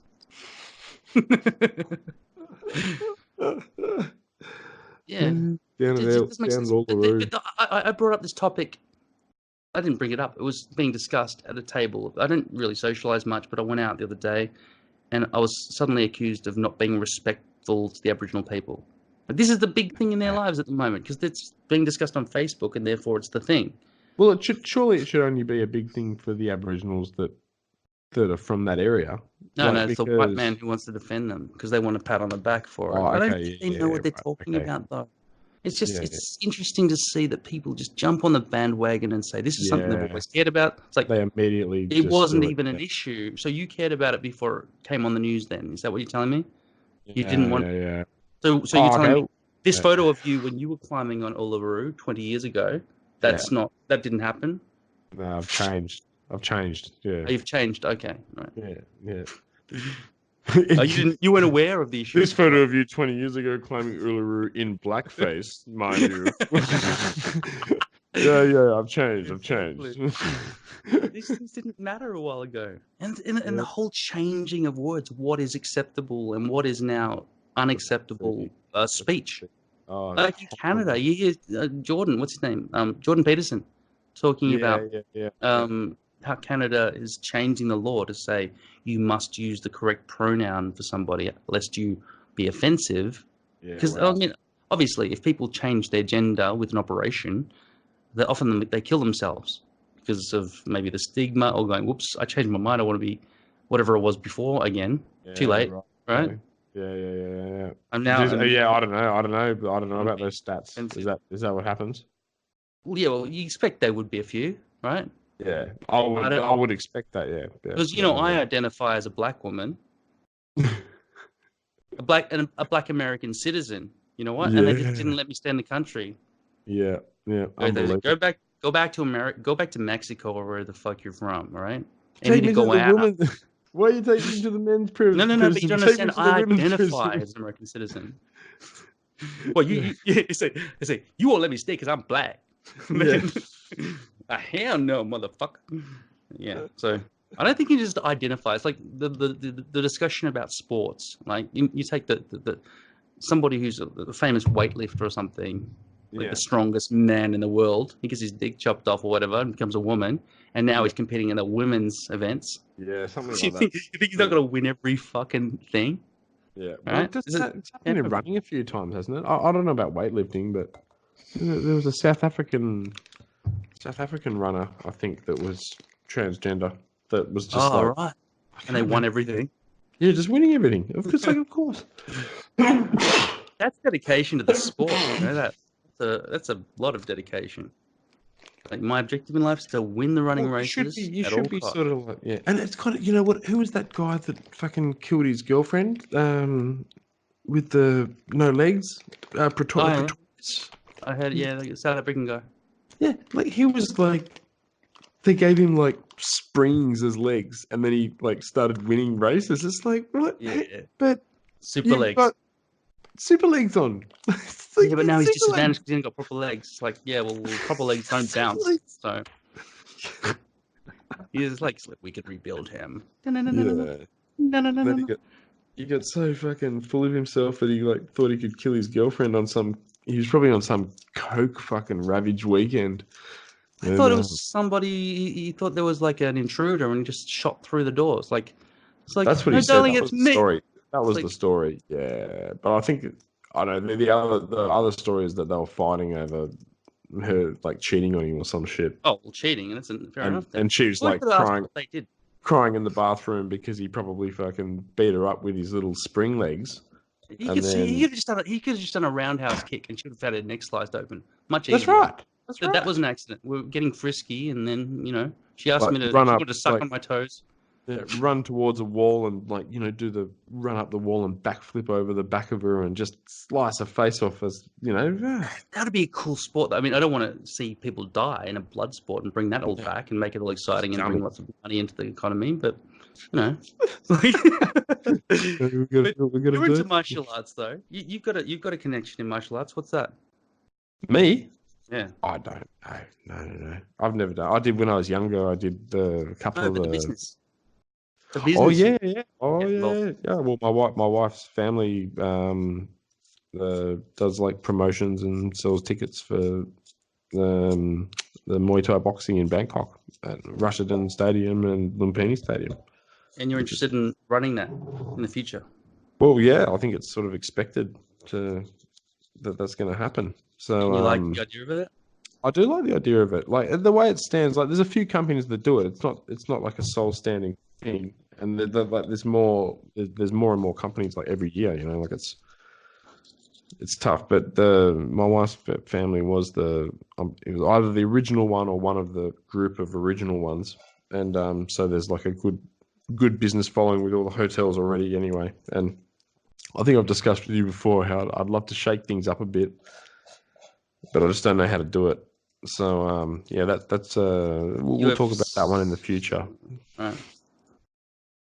Yeah, when it's happening, so you don't give away your I'm not sure how it's going to happen yet, but I'm sure there's an angle there that something can happen.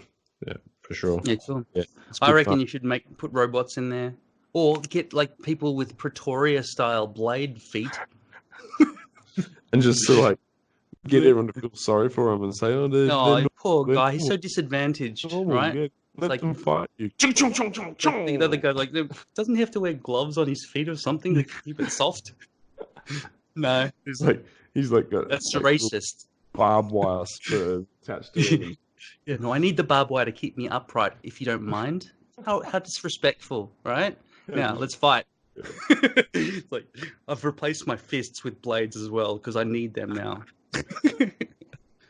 Feet blades and hand blades. Now we're just like punching the shit out of each other with hand blades, like Chucky.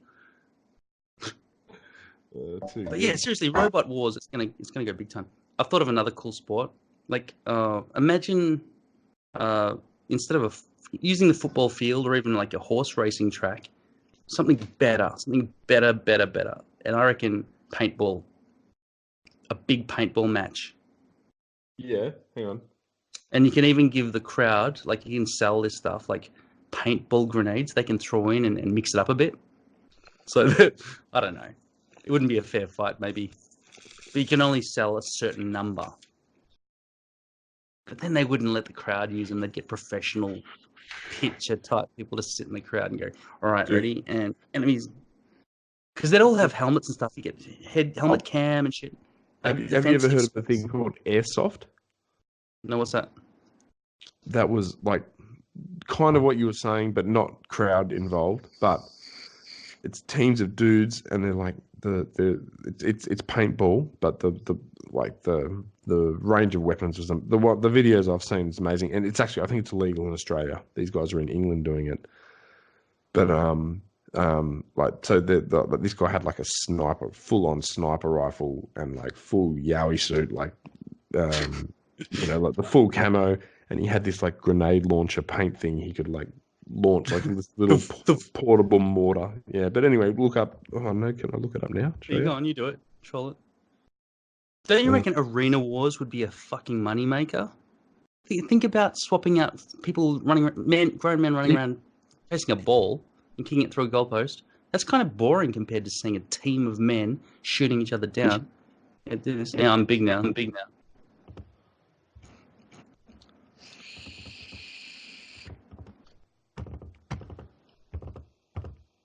Triple click. Yeah. Airsoft. I'll try to just go straight to it, yeah.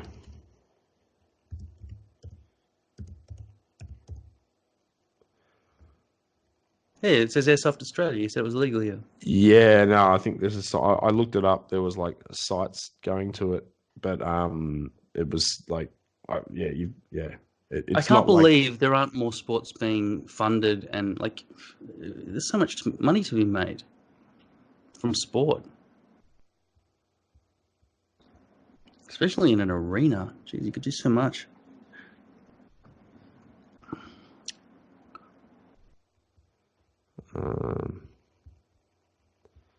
I think computer games are growing too.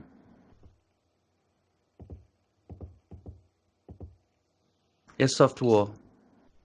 Click on that one. Look, we've got tanks and stuff. Yeah, it gets real realistic. I don't want to do like a really long one, those short ones. I'll just scroll through it. So this is just private, right? There's no televisation. I'm not fully sure. I just the video came up one day on like YouTube or something. I was flicking through videos, and a video guy came up of this guy doing it, and I was following this guy. I watched a few of his videos, and it was really cool. Like it was fucking. It looked like so much fun. Video. Can you hear that really loud?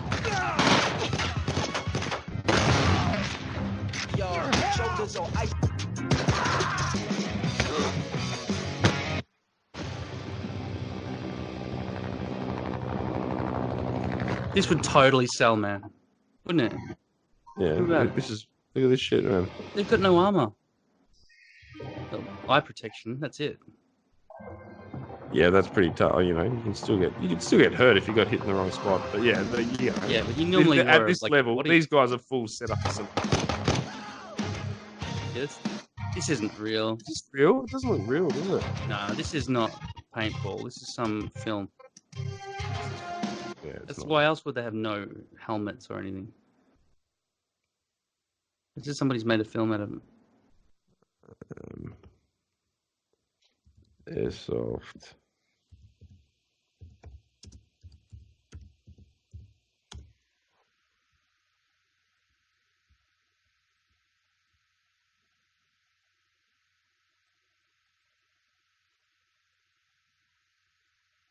Let's do that one.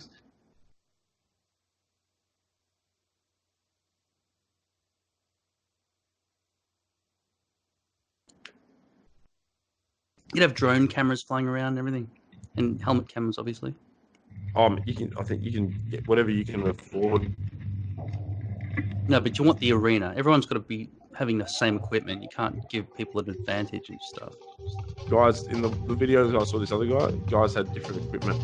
Everyone has really good equipment, but you have what you have. No, but if it was like a funded sport, then you can't give anyone an advantage. It's just about their skill, that's it. There'd still be limited ammo and everything. Yeah, this is just in like a arena. And there could be caches of ammo. It's first to capture the flag and all that sort of stuff in different games. Yeah, that's the proper, like, that's good. Yeah, think of this in an arena and stuff. You could have neon-themed ones at nighttime and stuff where everyone's wearing glow outfits or whatever. Yeah. Oh, man. Money can be made.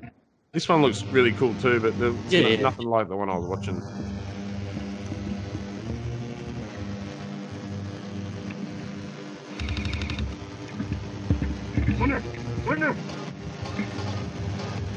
I wonder if you're allowed to surrender as well and keep prisoners and...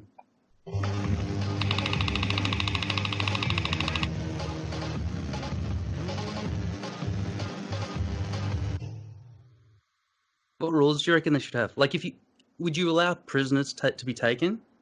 And sort of like... Why not? If you capture a prisoner, you get 2 points instead of 1 point. And their surrender allows them some advantage so they don't have to lose some point either or something.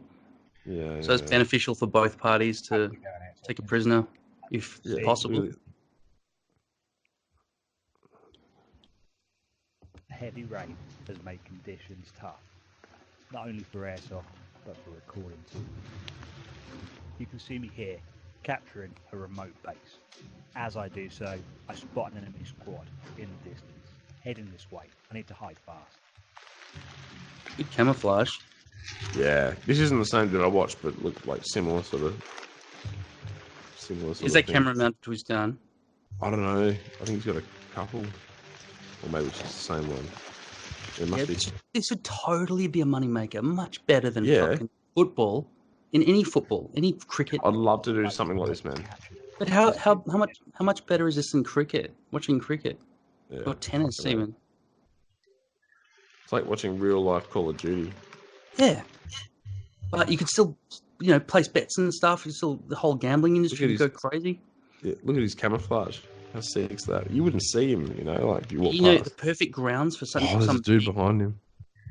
An elaborate big setup like this to just completely get rid of horse racing, so you don't have cruelty to animals. Just replace horse racing fields with this exact sport. Yeah. Problem You could make solved. a full you could build jungles, animals. like you could plant trees and build jungles like this, man. You'd have different setups like for different events and whatever. Everyone's got the same disadvantage for not knowing the field, or they could maybe study a map, or I don't know. You'd have a general in charge of the whole thing, like he's the coach. But you just change all you need to do is, if everyone knew the field, you just change the rules of the game, like adjust that. But you obviously know. How cool I don't know. is. Maybe you do let them go on for 10 minutes and have a look around. But then it's... I don't know. You don't want anyone to have an advantage. Yeah, it's fun. I played paintball once. It was really fun. Yeah. Back's fucked now, so I can't really jump around and roll. Years ago. It's fun, isn't it? It's airsoft. I'm not sure exactly what the difference is with airsoft. I think it's just like they're just heaps better equipment. But anything like that, like laser tag and all the other things, they're all fun. Paintball's better though, because you don't want to get hit because it hurts.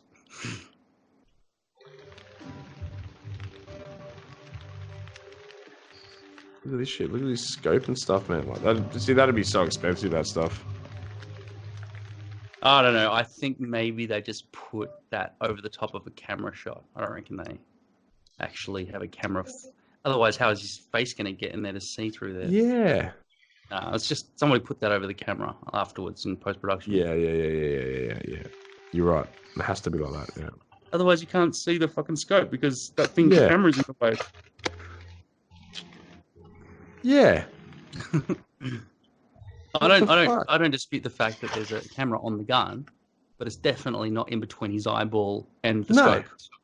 What was I thinking? Like as soon as you said that, this is like, what the fuck? I'm just trying to think about what the fuck's going on now. So when it goes to that, and there's like eyeball socket. Oh man, that's like semi-automatic. I think it is, man. I reckon there's a camera in the scope.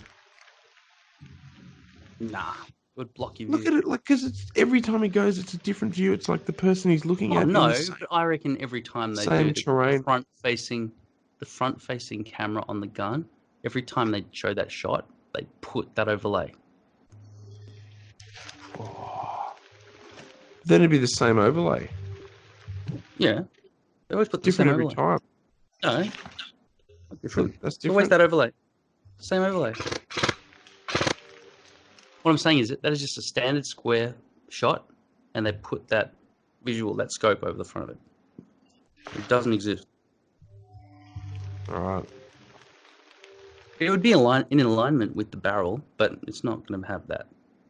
Yeah, I know what you mean. Like, it doesn't. It doesn't make sense to think about it. But I'm just thinking of like, is that? And look at that? Yeah. And that little X, they animated that. Yeah, that's animated. Yeah, that has to be. Yeah. What gun does that? Yeah, exactly. Hit the target. There's no fucking gun in existence. Fucking A. Present day, maybe in the future. We're back in 2019 for those watching from the future, which is everyone. All right. All right, enough footage of that. But I think there's a lot of money to be made from that. Yeah, it looks really cool. Looks like a lot of fun. Unshare my big face. So we've basically covered the Uluru and Emu Wars topic, right? Stop screen sharing. Stop screen sharing. Oh yeah, how do I do that? Yeah. Back to normal. Yeah. Right. So how good is that? We've covered nearly every topic. We talk about space travel. We talk about fucking everything. What happens to your body in space? See, this is the way to do it. We don't need to do anything else. We'd have a chat, but with better shit. This is how we would have liked to have conversed on the phone. To say, you know that thing? It's like, what thing? I'll show you, right? And we just instantly share our brains with each other. I could show you something here. Like, this is what the Coke can looks like. I can show you on the camera. Yeah. Or I can show you on the screen what I'm looking at in perfect definition. Here's the audio from that. This is the ultimate way to converse with somebody. Big up for Skype, eh? Yeah, it's like that. It's like that ultimate. And it's free. Google, yeah. This is not a phone call. There's not costing us anything. I've got unlimited internet, so it doesn't matter. So do I. Yeah. And I'm so surprised. But my internet is shit too. My internet is really bad, and yet this is working fine. Yeah, well, mine's fairly average, and like you've said, yeah. So we're about to reach. Cut out. Exactly. What's the time? What's the time? On this recording, we did the first recording was 57 minutes or something, and this one's 54 minutes. So Let's we could go over say, the hour. You want to test it out? Yeah. Because I could do it a piss. But yeah, you can do that And then anyway. stop I can the keep recording so that we can make sure this is a possibility of errors happening with the glitchy all right. Okay, I'll stop recording now. Okay, and I'll come back. Right. Yeah. How's that vodka? Start drinking that bottle again. Go. What kind of vodka is that? H2O. The finest molecules. The new version. Yeah. So getting back to peas. Yeah. Give peas a chance. Well, there's a pea nation. Is it a fruit? Is it a legume? What is a legume anyway? And what is a pumpkin seed? What category is a pumpkin seed in? Sunflower seed. They're legumes? They're part of a fruit. Like, so a fruit has seeds. All fruit. Right? So everything Eggplant? Every plant has to reproduce somehow. Okay? Yeah. So there's different ways that it can be done. Okay. So in terms of like the edible plants that we're talking about, there's different ways that they do it as well. So forgive me if I might fuck up a bit. I'm just trying to think about it as I'm saying it. But so a fruit has seeds. So a pumpkin has seeds inside the fruit. Whoa, so a pumpkin isn't even a vegetable? No, a pumpkin's a fruit. Fucking hell. That's a surprise. Yeah. So an avocado is a fruit? Well, yeah. So is it tomato? Tomato. Yeah, of course. That's the classic one. So how do things without fruits, how do things without seeds reproduce? How does a lettuce reproduce? Well, it would have a flowering. It would have a flower. So after it, so once it, after it, so it would flower. So a lot of.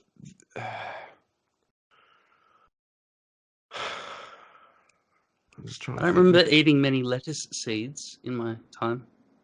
No, they do. They do grow from a seed. So like once they like the first at first they'll grow a plant. Like it's like I don't know if you've ever grown a herb. So something like coriander is a good example. Like you'll grow it, and if you cut it and stuff and use it, then eventually it'll just go to seed. So it grows. It goes all stiff, and rather than growing leaves, it grows like these shafts of seeds.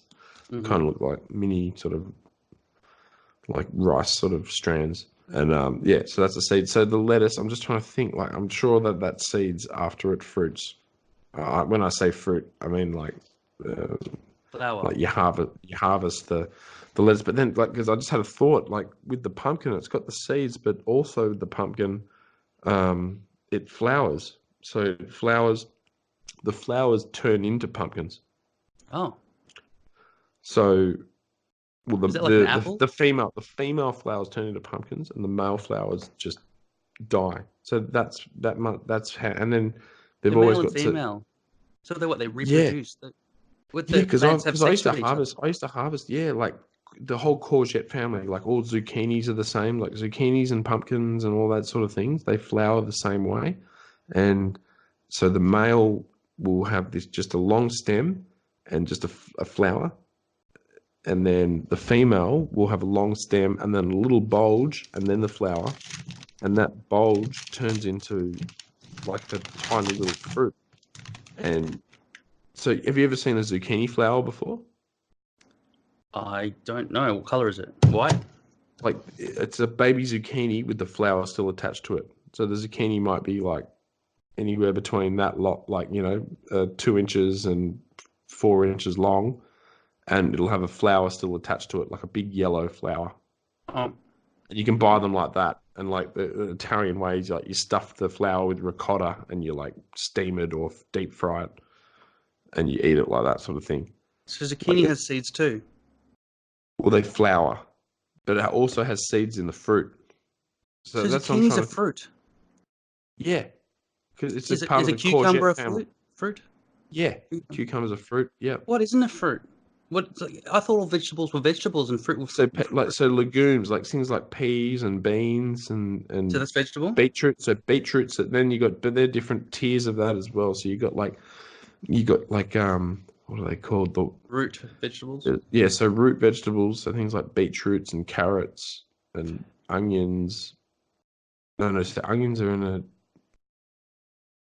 are called tubers. So then there's tubers. So there's root vegetables, which are things like carrots and parsnips and beetroots.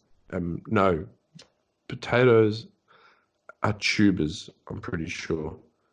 So tubers formed by like growing like stems of, like they sort of, I think they like reproduce them like they within themselves, and they just like grow like stems and just have knobs of fruit, like the vegetable that grows on the knobs, and they keep like they punch out through the soil, and then you push them down, and then they keep growing, sort of thing.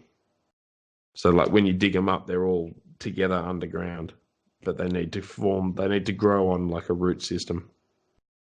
But so most things that people would think of vegetables are actually fruit. A lot of them are, yeah. A lot of them. But they're in the vegetable section of a grocery. Yeah, but it's just the way you eat.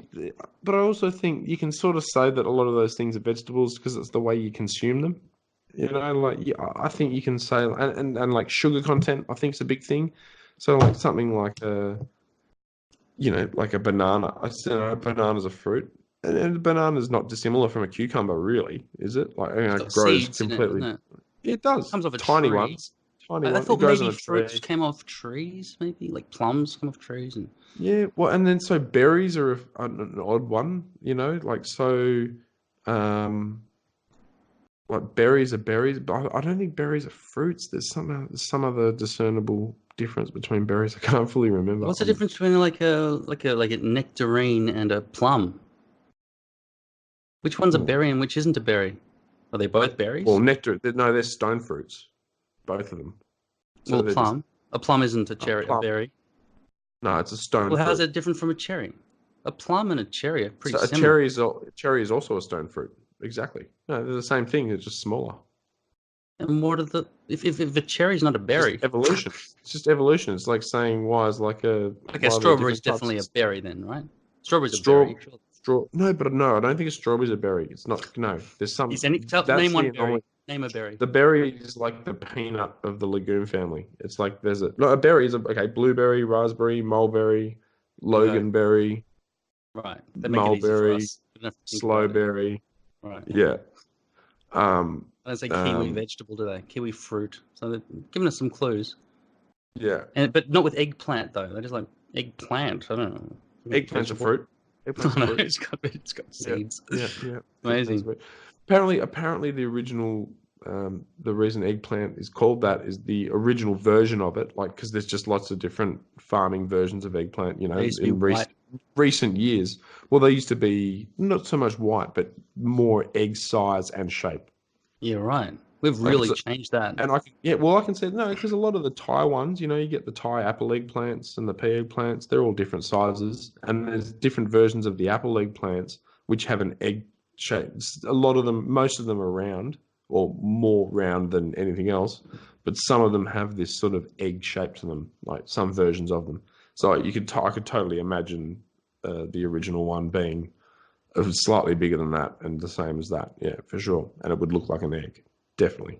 Is corn a vegetable? Or is it a grass? I think it's a grass, yeah, and I think it's just been highly cultivated. A grass is like highly wheat. cultivated. Is that like a vegetable? No, I think it's a grass, like you said. Wheat. Yeah, because I think they've just been highly cultivated. Because originally they were like the original corn had like the seeds were like it was like rice, like just tiny sporadic little seeds through a strand of. Well, there's mini corns in Chinese food. What are they? Are they the same? Are they related? I think they're a different breed, but I'm not sure. They could just be because corn grows so fast.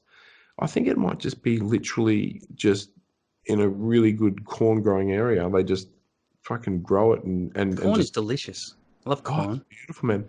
Because I think it could be similar to bamboo. Because at the back of, remember I was working at News Restaurant in North Sydney. Yeah, you can eat that, can't you? You eat it, build with it, fucking. Yeah, well, the bamboo. Torture people with it. Yeah, but yeah, big time torture. But tattoo people with it. At a certain time of year, I can't remember what it was. It must have been spring or something like that. But every day we'd come to work and there'd be a good, like maybe 10, 15 at least. And this area was probably about, I don't know, 5 meters by 3 meters. So it wasn't that big, but it was dense in like bamboo and like quite tall bamboo. And so in a certain time of year, we'd come out every morning and there'd be brand new bamboo growing up through the leaves in the bottom. And it would have grown overnight, like 3 or 4 or 5 inches. And we'd go and pull them all out and just wash them. And so you could sit there and watch it grow. Well, you could if you stayed up all night. I've never done it, but just during the daytime. I'm sure it doesn't stop growing at day. No, I think there's a certain time for it. Well, I don't know, man. You know what? I don't know. It is when you're not watching. All I know, yeah, it's when you're not watching, man. The little fucking bamboo fairies come out and they start the process. But sitting there watching the grass grow is not uneventful. This was an if you take incredible growth. This was an incredible growth rate, Paulie. And I'm talking like it wouldn't come up in the same spot. It was a big enough area that every day we could come back, and there was 10 or 15 at least. Like because we would get enough because we used to make our red curry out of it. Like we had some sort of chicken red curry, well, some red curry, whatever. And the bamboo was like an important part of it. And we used to use at that time of year for a few weeks. We'd use all the baby bamboo from the garden every day, and it was fucking it was amazing tasting. Like it was. Could you live on it? Could you if you were dying of starvation? Would that feed you? It was beautiful, man. Like you had to cook it, but not much. Like you could stir fry it. Like if you just went in a pan, yum. Like it was a beautiful product, man. What does it taste like?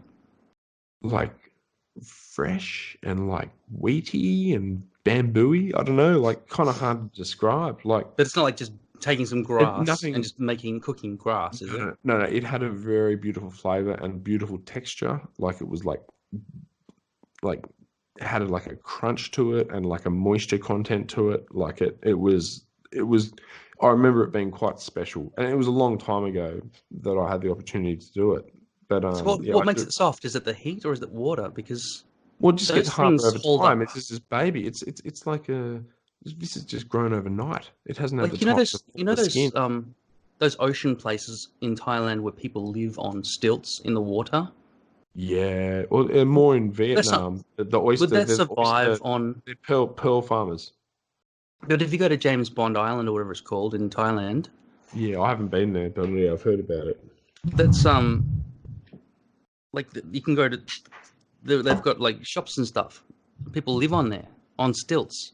Yeah, kind of vaguely remember. I don't think it's made out of bamboo, but wouldn't being probably, exposed. It probably is. It probably. But then you're saying you can put it in water and eat it. Wouldn't that soften the bamboo and make it no, because bamboo has like 1,000 different uses at 1,000 different ages. Like the bamboo I was eating. Okay. Oh man, I don't even know all the uses of bamboo, but I know quite a few. Enough to know that there will be thousands and thousands more. But when we were picking it, this is just a day old. This bamboo was like 12 hours old. So we washed it and we didn't even need to peel it. If we let that bamboo grow for like another 3 or 4 days, you'd need to peel it, like quite a lot of it, probably half of it, probably getting it back to almost the stage of what you originally had when it came out 12 hours. And then possibly you'd need to brine it. So you'd need to like cook it in salty water and stuff first before you ate it. Things like that. So salty water stilts, no good. You can't just have bamboo holding up you absolutely can. In the sea. Yeah, you can. You can. But you got to give it time. You got to grow the bamboo to a certain age. So that bamboo might be like 3 years old or 4 years old. They've got forests where they know the areas that are like, and they've got like, it's all sectioned off and it's all aged. So like bamboo's useful at different ages for different purposes. It's pretty hardy, isn't it? Oh man, it's amazing. It's better. Does it need a lot of water? I mean, if you took it into the center of Australia and tried to green Australia, would you be able to do it with bamboo? You need water. Oh, it's a lot of water. You need water, yeah. Because that's the thing. It grows in tropical areas, like so. It just needs water, man. Yeah. What about mushrooms? Can they sort of grow in the desert? Or that dry out? But they need water. Yeah, but they grow overnight as well. The fungus. It's all that water. But a spore can live dried out. A spore can live dried out in an area, and all it needs is the certain conditions, certain humidity, and certain moisture levels, and it'll grow like immediately, overnight. It would hibernate, kind of thing. You could send spores into space and just like send them to Mars, and then if you like melted the poles on Mars a little bit, then fungus would be a good candidate for an initial kind of to make soil, maybe sort of thing. Because can plants eat? I reckon fungus? Like, because fungus is a different kingdom to like everything else. Like, so yeah. But can a plant eat fungus with its roots? Like, what do plants eat? I think Fertilizer, right? it would be able to eat it. It would be able to eat the biomass because I've heard, yeah, it would definitely be able to eat the decomposed matter of fungus for sure. So it doesn't need soil, does it? What does it need? Fungus. Yeah. It needs humidity, moisture. It actually needs quite a lot. It needs different fungus, and different fungus are very particular as well. Like there's a lot of fussy. There's a lot of factors. Yeah, they're very fussy. They're very fussy. Like for instance, the truffle. Mars is not great. The truffle is the classic fussy one. Like you've heard of the truffle, yeah? It's probably one of the most expensive things in the world, and that requires, I think it's oak trees, and the oak trees need to be, I think it's like at least they need to be mature oak trees. So I think that's at least 12 years old, maybe 15, maybe 20. I can't remember the number, but it's a mature oak tree. And then that has some kind of pectin that comes out of the roots of the thing. And then also the spore of the truffle needs to be there as well. And then it needs the right conditions in terms of like humidity and moisture. They always grow in soil, but I'm not sure if soil is the absolute necessity, but it would have to be because the tree has to be there. So yeah, but I'm not sure that could, and I'm not sure whether that's the evolution of the truffle, but that's just one particular. Right. So there are now two funguses. And this one grows underground too. Like it grows under the soil. You got to dig for it. Yeah. Well, traditionally they use pigs. They use pigs because they'd get pigs addicted to these things, right? And then they'd take the pigs out. Truffle. Yeah, but that was the problem because they'd take the pigs out on leashes, and if they weren't watching, the pig would dig it up and eat the fucking thing. So now, like in Australia, they make truffles in Western Australia and Tasmania, I think Victoria as well. So they've got oak plantations. They could be. There's a lot of oak in Australia already, so some of these farms could have grown it preemptively as well. A lot of vineyards do things like this because they're in it for the long run. So that's why a lot of vineyards make like olive oils and olives and stuff because they've got vineyards, they've got acreage, so they can plant other stuff and have a varied. If their wines fuck out one year, then they can rely on the olives or something like that. And yeah, some places do truffles. As a chef, you must have seen all the different types of fungi that. I only know mushrooms and truffles. Is there anything else that we eat? There's shitloads, man. I've seen. You know what? I've seen what Australia's got to offer, and I've seen what Thailand's got to offer, which is a lot. But there's so much more. Like I've only seen photos and heard stories, but like you go to different European countries, and they have their own ranges of just massive ranges of different fungus. What is it, like a plantation of fungi for farming purposes? Well, I think it's just different conditions in different areas, and they just produce different spores, and then there's different. Surely there must be a mushroom farm if there's so many mushrooms in the supermarket. Well, they're very difficult. No, they are. They're very difficult to farm. Like all those Asian mushrooms, they're all different. That's what I'm saying. Like those the standard cup mushrooms, like those little button mushrooms. They're the easiest. They're in the supermarket. Where do you grow them? Like what farm is there in Australia? I can't even envisage. Okay, a farm with that, it needs dark houses. So it would be a series of sheds. I can envisage, I've never seen one, but I can envisage it would be a series of sheds that have no windows or at least shutters or whatever. And then there'd be big racks and there'd be boxes full of fertile soil, dirt. Yeah. And these mushrooms would grow probably those little button mushrooms would probably grow over anywhere between 24 and 48 hours, I reckon. That's the fastest, most profitable sounding thing ever. Right? Yeah, but it can go really wrong really quick. Oh. Like I imagine like if you got all the humidity wrong, if like a heat wave came, like you'd fuck out. Like there'd be a lot of variables with it. They're very sensitive to. Because like a hot or a cold room or what? Was you sprinkling with water? Well, no, you'd want humidity and you want dark humidity, hot and not necessarily hot, but like temperate. So temperate. Anyone could cool, really temperate to cool. Anyone could manage growing some mushrooms in some sort of little box. Have I've you? found it before. Yeah, you can In buy what? them. That's why I'm saying I can envisage it. Yeah, Okay. if you go to Bunnings, you can buy a mushroom box. There's Really? different versions of them. Yeah, you can. Yeah, I've done it before, and they worked. They were great. But you need the right conditions. I've also bought it before, and they fucked out. They didn't grow at all. And I think that was in Cessnock, and I think when I grew them successfully, that was in Sydney. I can't remember. I think because I remember in Cessnock when I tried to do it, I think it was too hot. I think that was a problem. But anyway, But you grew beer as well, didn't you? I gave up. Yeah, I've done beer quite a few times. What's the deal with yeast? Is that a fungi? No, yeast is. Is that an animal Yeast or is a its own plant? thing. Yeast is. It's neither. Yeast is no. It's considered neither. Yeast Well, is what else yeast. is neither? Yeah, Fungus is neither. fungus is not a plant. Oh, come No. on, it's a plant. How is it not a plant? It doesn't walk around. But I It's think got fungus roots or something, is in a right? different. But I think it's in a different kingdom to plants Why? because it's got like. I actually think it's like genetically closer to humans than like plants and shit. Like It's it's. ridiculous. Look it up.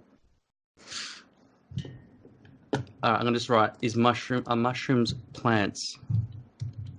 Genetically close to humans. Yeah, I'm not gonna be typing exactly that. First of all, I want to leave that for surprise. Okay. Okay, let me just share the screen here because I'm not really sure exactly where I'm going to go with this search, but let's have a look. Okay.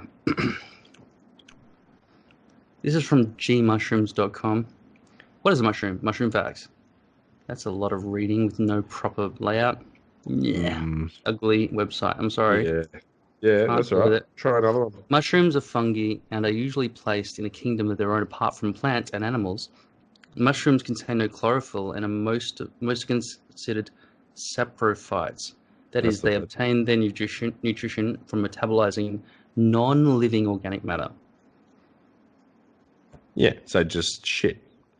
So is an insect an animal? I'm gonna Yes. ask that. Yeah, of course it is. Are insects Of course it fucking is. animals?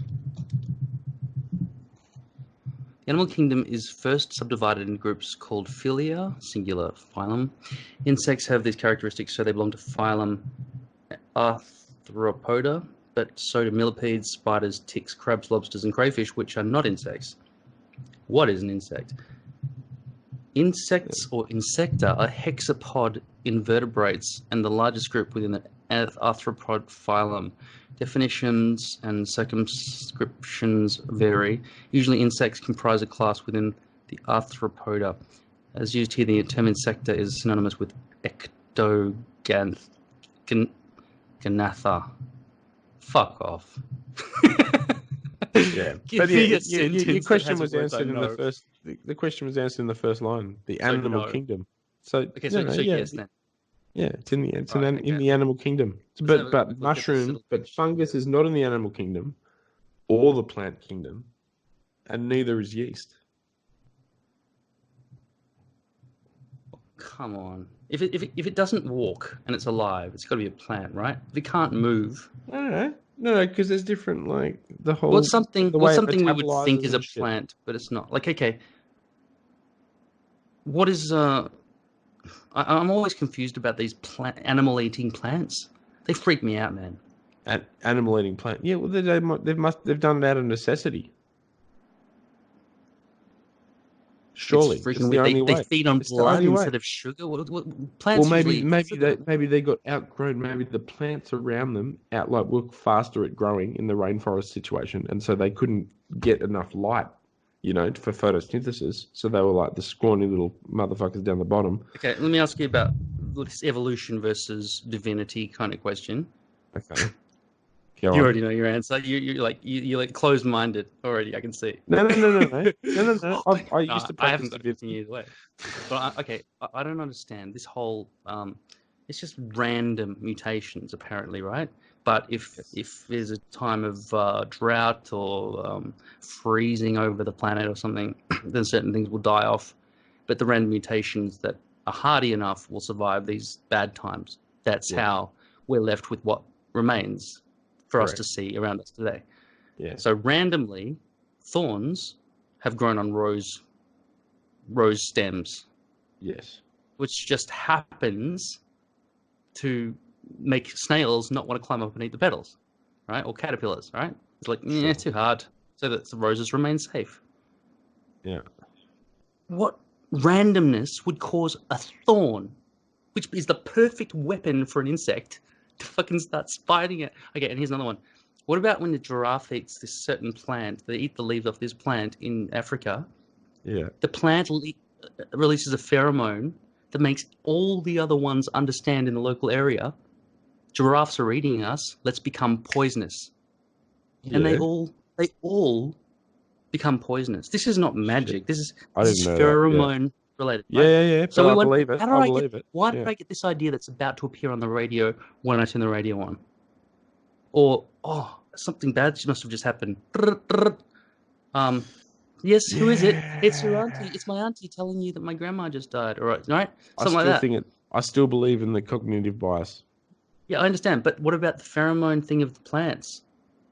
Yeah, become poisonous. That giraffes is literally an adaptation. Like you Okay, know, but how? you know when How is someone it mows the lawn. randomly You know when doing- someone mows the lawn, and you can smell it. Yeah. That's the fucking grass crying, man. That's a chemical being released into the air of the grass in distress. Really? I Smells shit nice. you not. It does. But it's food. It's food. But It's food to us. that is a We don't eat it, distress, but it's and good. there's actually I can't remember what the fucking reason for it is, but there is actually a reason for it that the grass gives it. I'm gonna look it up right now. Okay, there's one thing I can accept with this whole random mutation thing, right? Which makes sense. Okay, Plants yeah, go. give off they give off oxygen. It's a waste product They for plants. photosynthesize. I Yeah. want to get rid of it. Oxygen, yeah, get it out. Yeah. Out of my No, lungs it's or just- whatever. it's their shit. Right? It's their poos. And so it's their poos and farts. after the plants, some creature, some other plant maybe, decide to go, oh, not enough carbon dioxide. Oh, fuck it, I'll just have some of this oxygen in, right?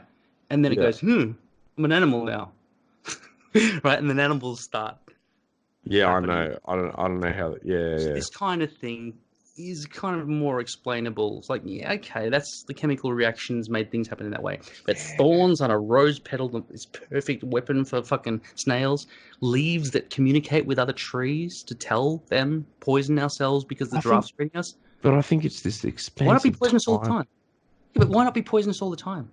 Why go, you know what, I don't want to be poisonous at the moment. There are no giraffes eating me. There now must be the an giraffe- advantage. There must be an advantage for them not being poisonous before that. It must be like maybe they can't reproduce. Like maybe there's a certain animal, Part like of an them, ant, they've got to an hold their ant. breath. Yeah, maybe there's an ant or a bee or a fly that pollinates that plant, Right. but Oh, they can't do it wanna while be they're poisonous. Right, okay, Yeah. very cool. Something maybe I'm just thinking something And like that that. But there actually must be an randoms advantage. that. Yeah, there must be an advantage. And I'm not disputing that evolution is the way things have gone down. I just dispute that potentially randomness is the only way that has happened, rather than it's not some randomness. It's divine thought in saying, essence, it's okay, this. I want this to happen. It's complete metadata. Like it's just this massive pooling of shit that happens, and most of it's useless. Like most of the genetic mutations don't do anything, or most of them. A That's lot why of I've them are got this one detrimental. little A lot floppy of them wing are that bad. sticks just over my right shoulder. Yeah. It doesn't do anything. Yeah, a lot of them are I just bad. fly around in circles. Sorry? A lot of them are bad. Hang on, can I? I'm just going to show you this article. Where are you?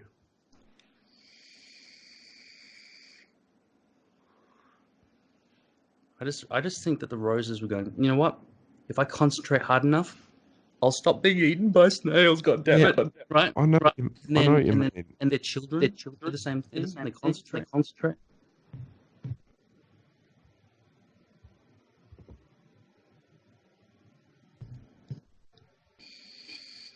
Hang on. I'm getting a feedback loop. I reckon we should stop recording and press record again. Yeah. All right. Second. See if that helps. Starting recording. Oh, now it's starting to get the voice back. It's better than before though. But I think something's happening with my computer in terms of the memory running out, because I do a lot of video editing, and if the computer's been on for a long time, it starts shitting itself. That could be what's happening. Yeah.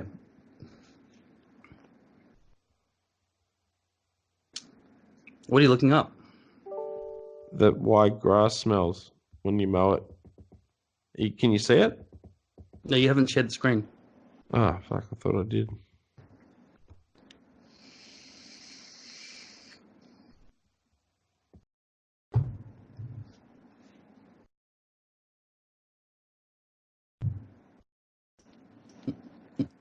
Yeah, now it's in. Yeah. All right.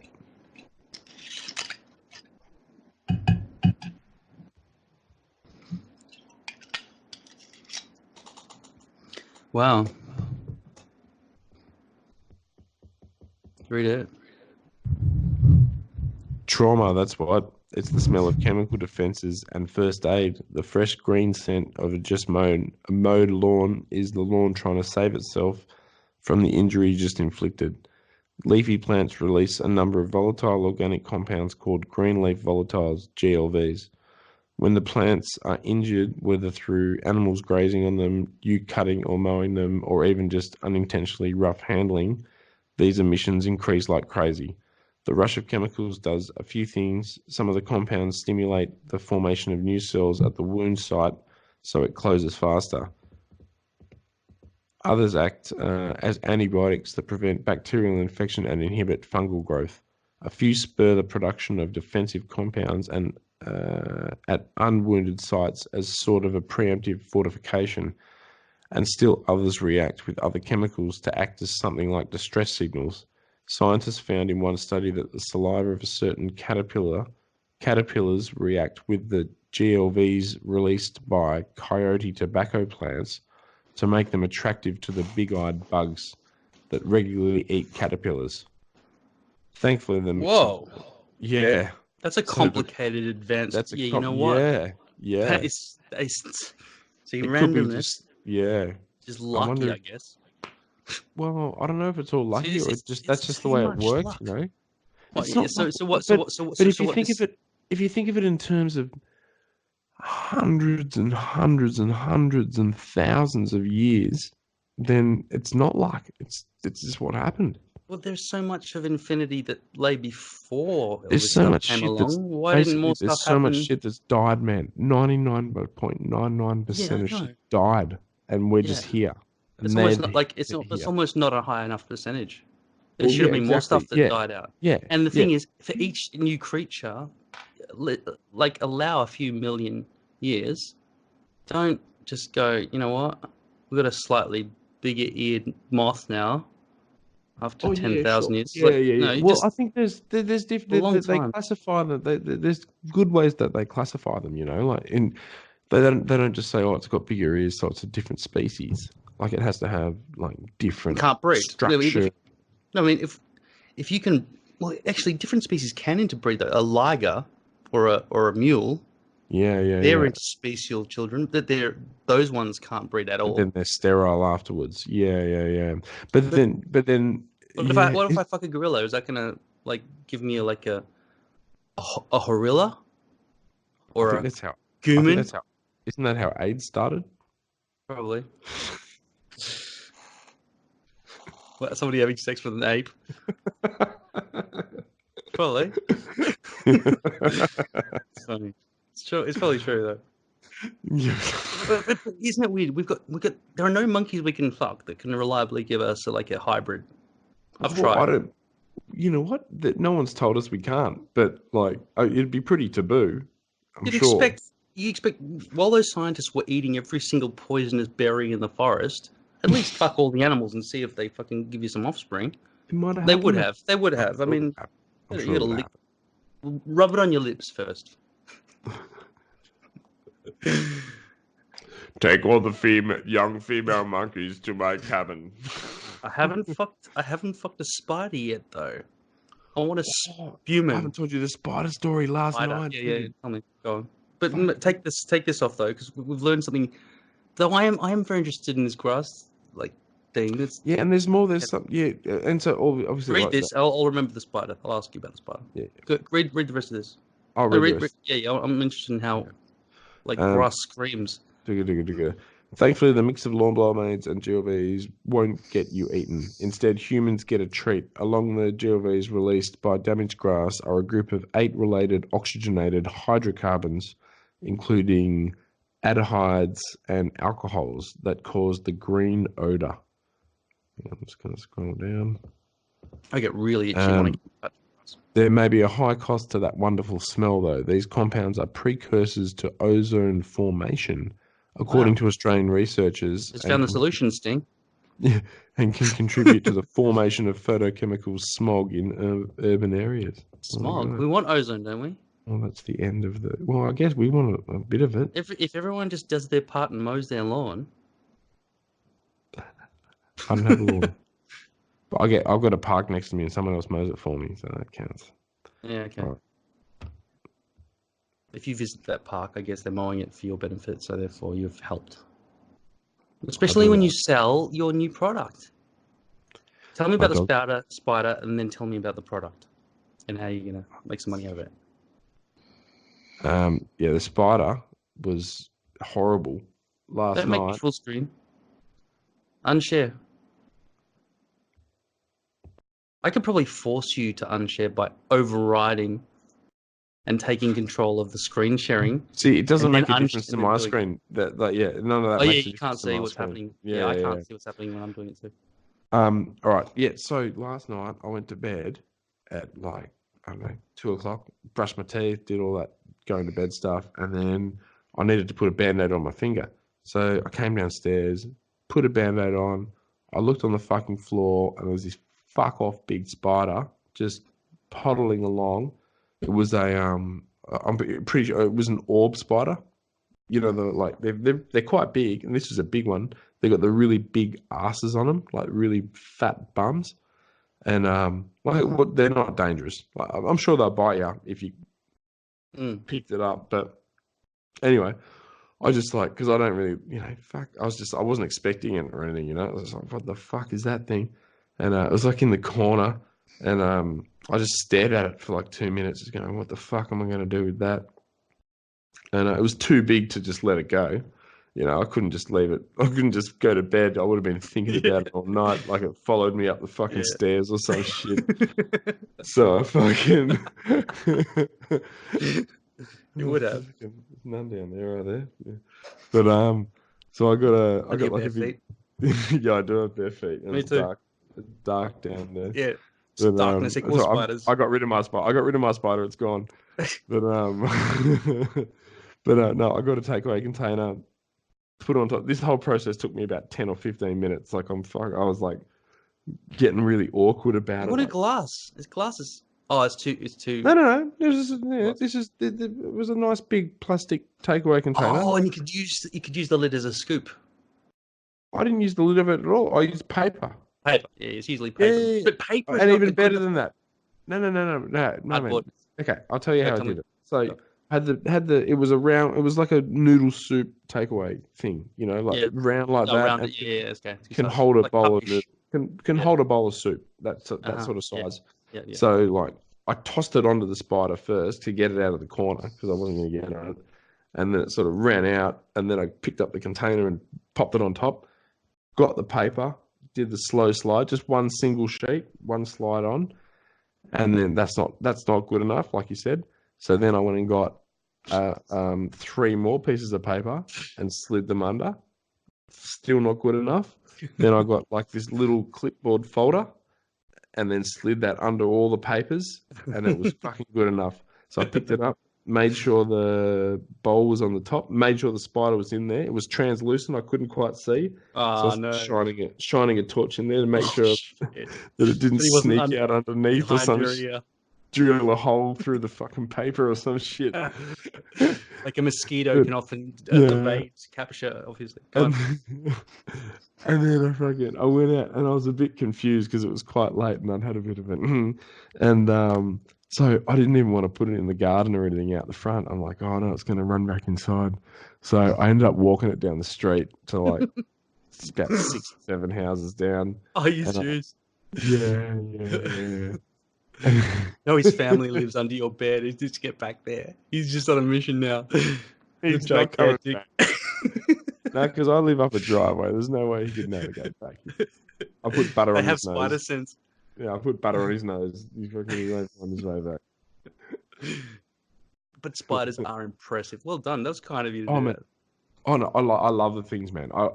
You know what? If that one was a bit big for my liking, but although the bigger they are, the easier they are to see, to be honest. But Yeah. and you know what, man? The thing's never going to bite you unless you fucking accidentally like. You know what? The worst thing would be if it like got into your bed or something, you know, and you rolled onto it or something like that, and then it would fucking bite you. Because you know what? You probably know. I probably told you. I was bitten in the shower by a huntsman spider when I was I've like. never heard of that. You serious?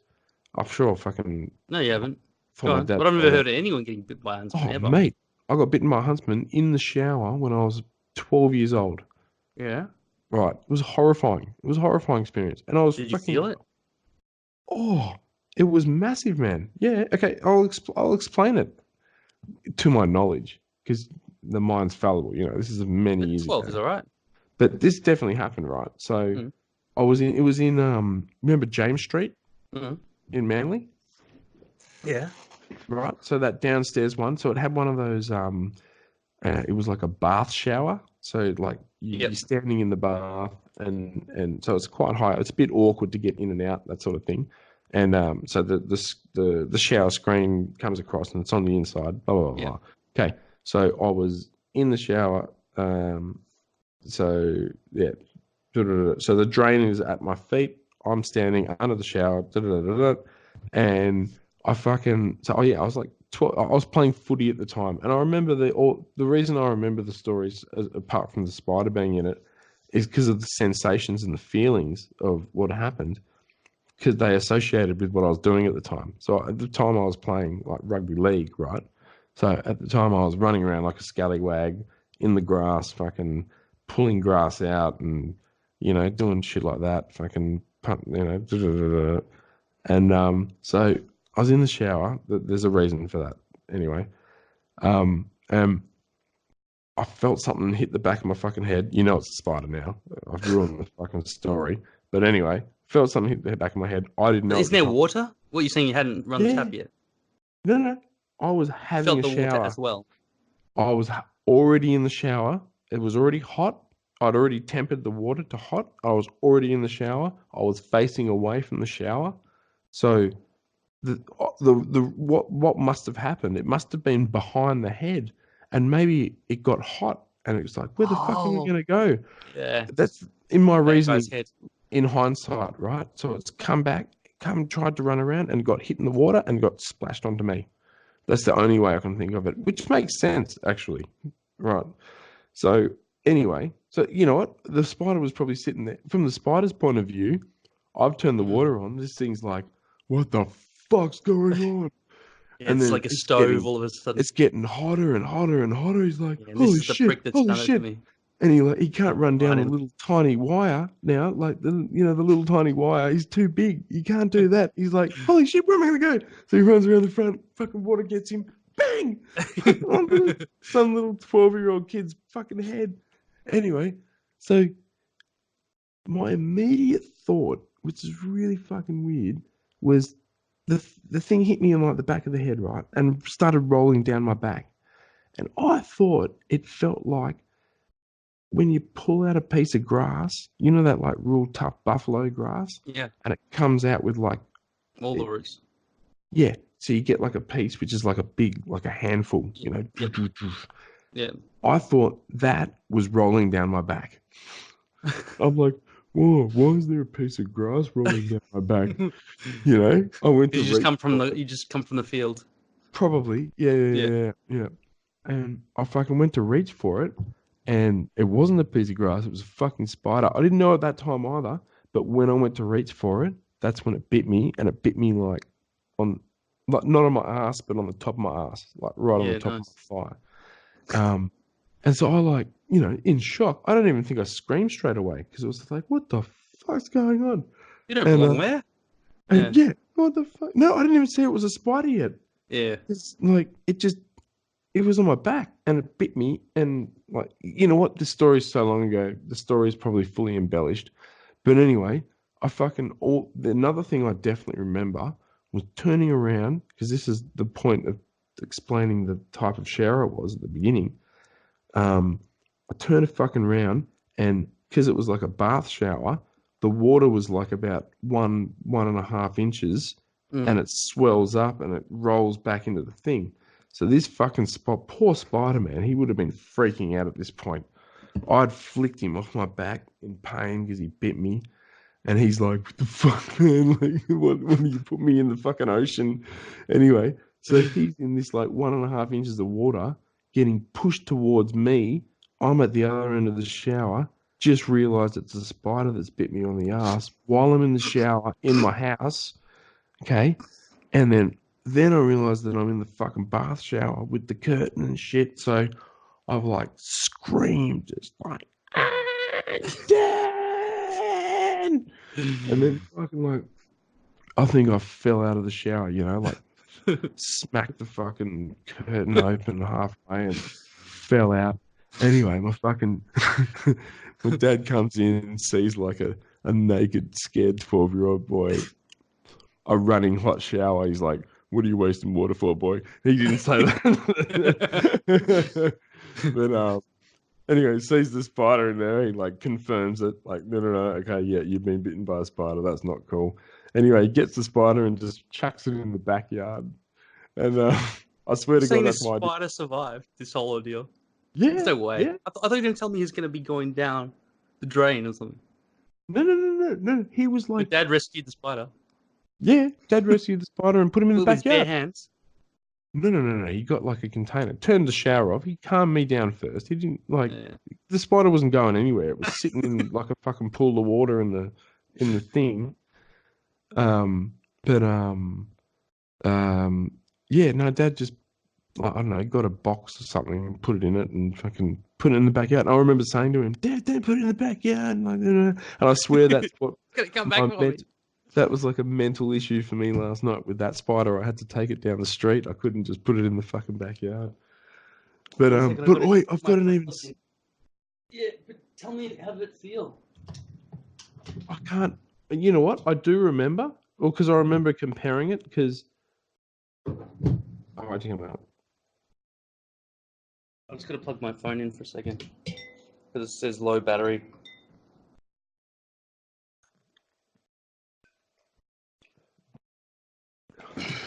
Okay, it's charged. Yeah. So did it hurt? How bad was it? I remember at the time because I'd been bitten by bees as well. Yeah, that hurts. Recently, and I'd also been bitten by jack ants, which is like a really nasty little ant. And I reckon that the spider was worse than both of them. Yeah, right. But I do also think that I was a 12-year-old boy, and it was a big ass fucking spider. So that might have had a bit of a mental fucking push as to how serious this whole I nearly situation killed was. your mum with a spider once. Oh, I fucking remember that. Where were we? What was that place? That was on a lake, Lake Macquarie.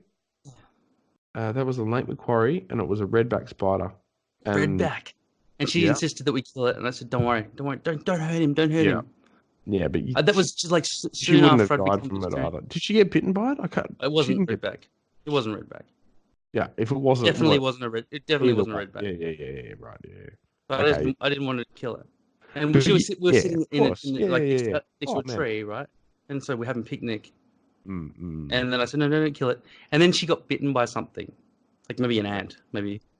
And she said, I'm done for. Probably an ant. Yeah. I do actually remember a bit of drama from her. Yeah. That's funny. Like, 'cause it's funny how you have memories like that, and you can remember them quite vividly. But then, like, because study says like you don't. Study says you don't remember that fucking memory. But I remember myself remembering it. That's for sure. Yeah, and I reckon if you've got association to a memory, then there's surely you say you can't remember. What are you talking about? Well, there are events in your life that you remember. No, because they reckon that the longer the period of time is that, and it doesn't matter how certain you are in your mind that you think you remember this thing. Chances are you don't, because you've mixed it up with a few different memories and conglomerated the memory over time. Well, I remember I was learning Rowan Atkinson on the way there, and I performed it for the first time. It was there's Rowan Atkinson skits. See, that's why I reckon if there's association to a memory, then it surely must be more correct. Yeah, that's why you keep justifying your. This might not have happened this way. I might be distorting it. You always give that disclaimer at the start of a memory recap. Yeah, because you've had this drilled into you that memories aren't real. Yeah, they are. I mean, obviously, sometimes they're wrong. But they might not be real. No. But it's even in like a court of law now. Like witness testimony isn't a thing now. It's got to be part of it. It can be part of it, and it depends on the circumstances, of course. But it's not as clear cut as it used to be. No. There's a recognition that, like, in a time of panic or in like a time of something like this, that like look at like on the internet. Remember that about a year or something, maybe longer ago, there was that photo that had this woman in it with a jacket, and half the people saw it as like orange, and half the people saw it as like blue. Like quite a stark difference. On the shading. It's quite a stark difference. It's really interesting for me when I deal with Photoshop editing as well. I'm like, but this isn't. Is that not red? No. Because I look at it and on the spectrum, it's grey. No, because I can see the color palette when I click on something that I need to distribute to blend the color. No, what I'm saying is, two different types of brains see this same picture with two different colors. No, but it's like the moon, right? You can see it like as a little cutout crescent shape in the sky. Oh, there's a little fingernail. There's a fingernail in the sky, and then you switch your brain and go, "Oh shit, that's a ball," and the light's shining on it from that direction. Which is the truth. No, I get that. I get that as well. That's a different. That's so your brain switches between the two things. No. What I'm saying is, that half of the population of the world saw this jacket as orange, and half of the population of the world saw it as blue, and they would swear blind to each other that was the color that jacket was. Yeah, but then you go, maybe it is blue, because it's not because I was told. It's just like from that certain perspective. The explanation is it was a shading of light, so there was a specific light shading that was going on in that photograph, but what it does also purport though is that if half the population can see it as orange and half as blue, then that means that what you're seeing is not fucking right. And so the other thing is, I've been making backing tracks and figuring out the chords, and sometimes a G and a D seem the same to me. How about this, for example? The eyewitness on the podium says, "I saw that guy running out of the bank with the bags, and he was wearing an orange jacket." Yeah. It was a blue car. Yeah. You know what I mean? Like, I know that was just a color thing, but that's just a small thing, and that was just that fact was brought out in light on the internet, and it became like a viral thing. But there'd be instances of that. So, as a lawyer, you could totally bring up that exact event and use it as that testimony cannot be. Well, I guess you kind of could. Yeah, but there was certain it's been explained why. Like, people have looked at that photo now and explained why, but it still does purport that. What's the answer? There's a. Yeah, I agree. Well, it was a light. It was some kind of lighting thing. No, but it was some kind of lighting fucking adjustment or something. But what it also meant, no matter what the answer is, it's still. Well, the answer's got to be to do with either eyeball types with cones and rods or something, right? But it is that. But no matter what the answer is, it still means that 50%. It's not 50-50, but 50% of the people saw it this way, and 50% of the people saw it this way, and they both saw the same thing. So that is what the point is, and it's nothing to do with changing your brain or anything. It's just that this brain saw it this way, and this brain saw it that way. I guess kind of like looking at one of those magic puzzles back in the day, and some people can see it and some people can't. I don't know. And I've heard that there are, the colors of the rainbow, how there's violet and purple. Or indigo and violet. Yeah, yeah. It's like, it's all purple. And so apparently it's because Newton took the 7 notes of Western music and went, you know what, 7, that works. We'll use 7 colors from the rainbow, right? And divide into 7 instead of just like 6 or whatever it is. or whatever. Okay, fair enough. So, like, I mean, look, color, because I think there's certain people in the world that, like, you know how you have like super tasters. There's people with like they can they generally go into jobs like tasting teas and that for companies and Ketchup. and they've got a palate that just transcends other people. I feel sorry for these people actually because Same thing every day. No, because their palate's so sensitive and refined, they can't eat like salty foods and things like that because it disgusts them. Because they're like their palate's so pure, like so they're really good at tasting like the pure essence of anything. But Tell them to smoke. Yeah, and lose their job. Yeah. But you know, they wouldn't go and they wouldn't enjoy like a meal at a restaurant or something like that because Tell me about the cover-up wine testing thing you saw. The experts came in. Oh, I didn't see it. I heard about it. Someone told me about it. But anyway, I'm pretty sure though. I reckon I could find it.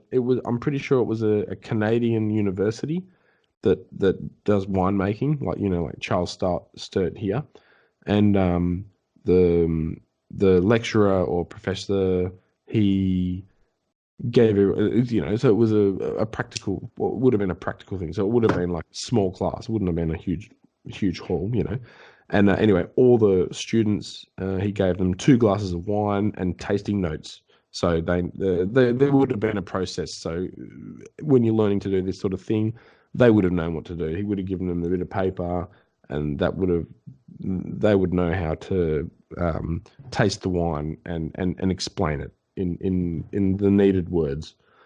So anyway, there was 1 white and 1 red, and they were asked to describe them and compare them.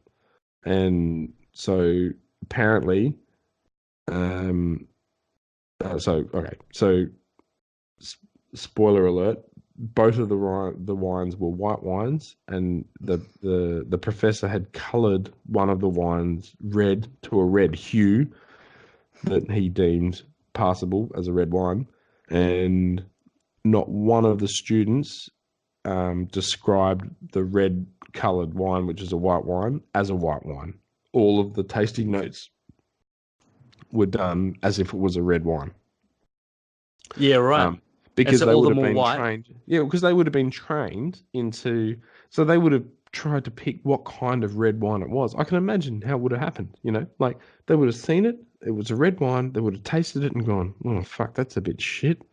But isn't it supposed to be like lemonade versus Coca-Cola? I'm no good with wine, but if somebody said, "Here, try this Coca-Cola. It's a new type of Coke. Try it. What do you think?" And it's just Sprite, I'd probably go, "That's Sprite." No, but the whole thing is that because you know what? It's okay.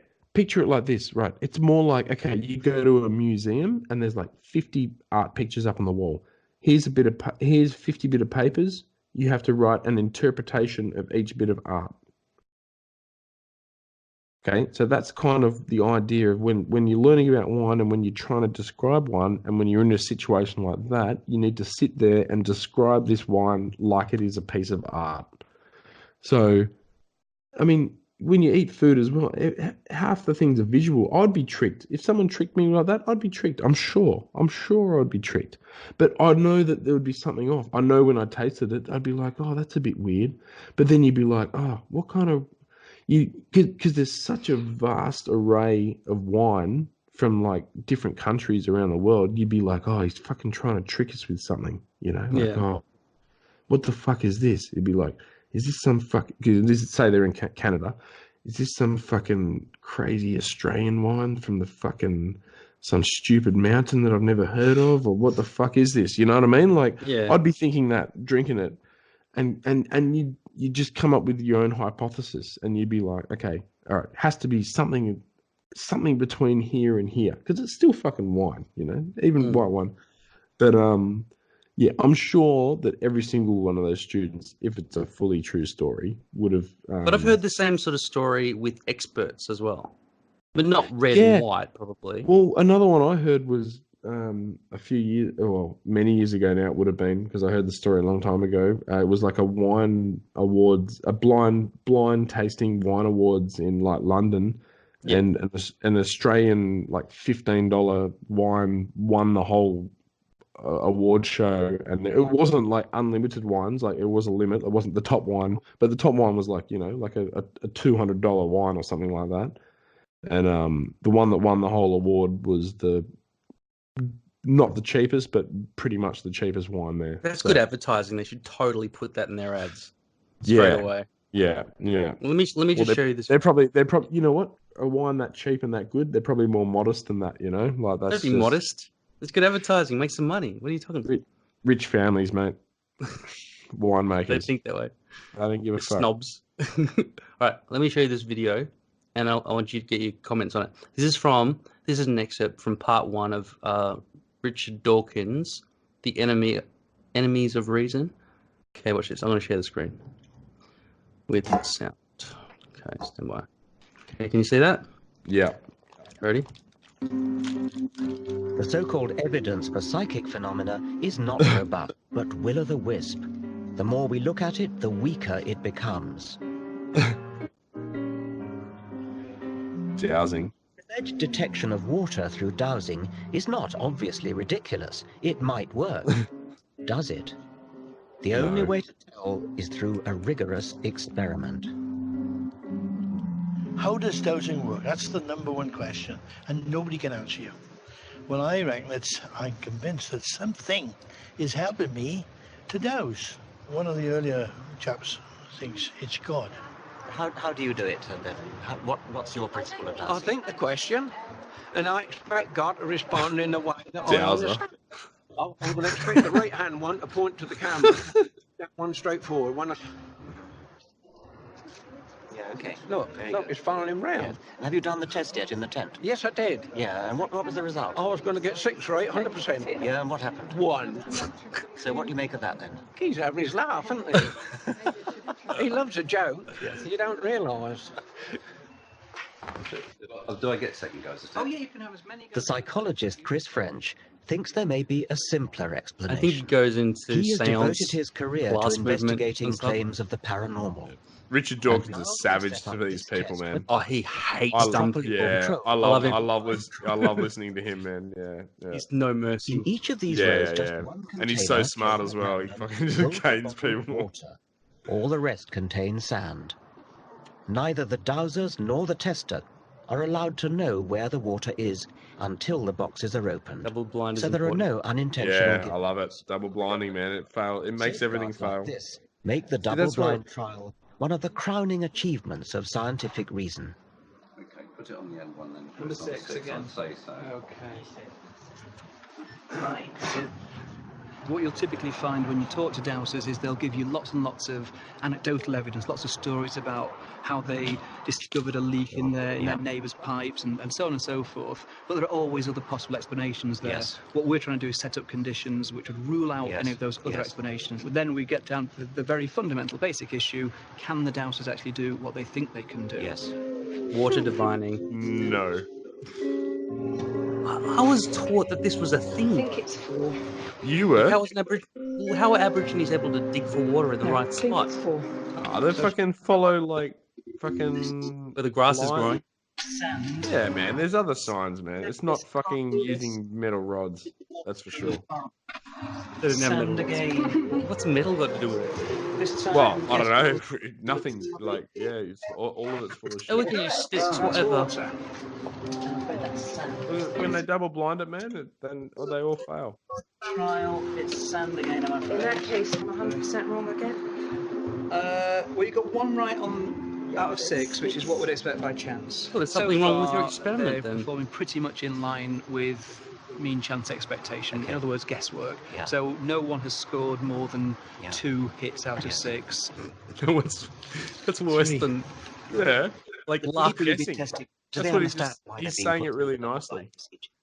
I think once we've explained it to them, then they appreciate why someone who is perhaps sceptical or doubtful about their claims would see that that was necessary. What's interesting is it doesn't actually tend to dent their confidence at all. Which suggests that they're Doesn't completely dent their sincere. confidence. That I think they they are completely sincere. Yes. And that they're typically very, very surprised when we run them through a series of trials and actually say at the end of the day, well, your performance is no better than would expect just on the basis of guesswork. And then what typically happens is they'll make up all kinds of reasons, some might say excuses, as to why they didn't pass that particular test. I didn't feel the believe whole hard test Oh, is wrong. I'm it's wrong. shocked beyond words that this has happened. But I did say from the outset, couldn't we just sort out some grey blocks and some scaffold boards so that I can walk above it, which is what I would routinely do, and there's I've no done scaffolding. for 40 years. Yeah. Who knows where or what bottles were in what tubs? That's the whole So point, the- isn't it? The whole yeah, point. but if you understand dowsing like I do, you'll understand that everything leaves an image. This state of denial is extraordinary. Even when confronted with hard fact, these dowsers prefer not to face up to truth, but retain their delusion. Retain their delusion. He's so cool. He's like the David Fucking love him. Attenborough of fucking Yeah. Bucky. As you can see, these morons don't know what the fuck they're talking about. As the absolute idiot circles around the tent with his silly rods, I am observing him from a safe distance with my glass of champagne. This particular breed of moron is called a dowser. Yeah. Notice the spelling. I love it. He's so good at it. It's brilliant. Yeah. I love his debates. Have you seen him like? Oh, Have you ever seen you the know, like the competitions? Like they had these like when Christopher Hitchens was alive. he Mate, used have to- you seen him? I loved him against Cardinal Pell, actually. Oh yeah, let's watch a snippet of Before, that. before he got caned for pedophilia, and Oh, you mean Dawkins versus Pell on Yeah. Q&A? Q&A, yeah. He just demolishes him, man. And Pell has just got nothing, man. No. Like he's And got, tries to use and witticism. he's supposed to be the cardinal, and his debate is like he just quickly goes back to like faith. Yeah, exactly. It's just like you fuck, man. Let's have a quick look at that. Yeah, it's. I think it's very good.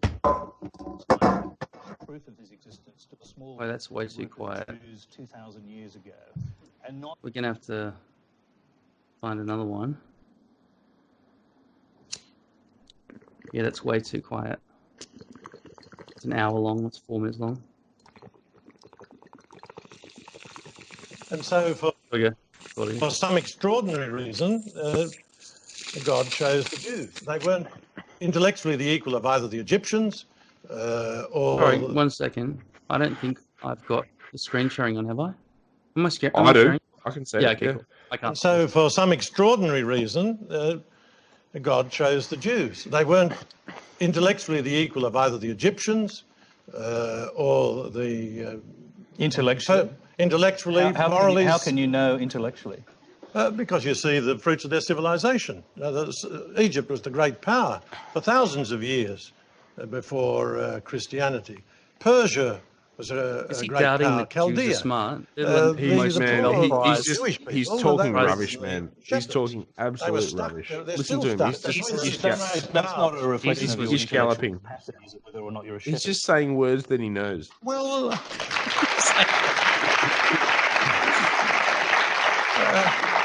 no, it's not, but it's a recognition, it is a reflection of your intellectual development. But like many people are very, very clever and not highly intellectual. But my point is Sorry, can I just interrupt? Are you including Jesus in that, who obviously was Jewish and was of that community? Exactly. So intellectually not up to it? How did you see that coming? Well, that's a nice try, Tony. The people, in terms of sophistication, the Psalms are remarkable. Stop touching boys. In terms of their buildings and that sort of thing, they don't compare with the great powers. But Jesus came not as a philosopher to the elite. He came to the poor and the battlers. And for some reason, he chose a very difficult, but actually they are now, an intellectually For some elite, reason. because Wasn't over the his centuries dad they've been decided pushed that out of shit, every other didn't he? form of work. Jesus, I think, is the greatest, son of God, but leaving that aside, the greatest man that ever lived. So I've got a great admiration for the Jews. You don't even know what you're We don't talking need about. to exaggerate their contribution in their early days. No, he's right. All right, you're watching Q&A. Remember, you can send your web or video questions to our website. The address is on the screen to find out how to do that. Our next question is a video. It comes from Andrew Watson in Blackburn, Victoria. Question for Richard Dawkins. The Big Bangers believe that once there was nothing, then suddenly, poof, the universe was created from a Big Bang. If I have nothing in the palm of my hand, close my fingers, speak the word bang, then open my fingers again, still I find there is nothing They there. don't have godlike powers, dude. I ask you to explain to us in layman's terms that something as enormous as the universes came from nothing. Richard Dawkins. He doesn't even want to answer it. He doesn't even want to answer it. Well, obviously, you're not a physicist. And nor...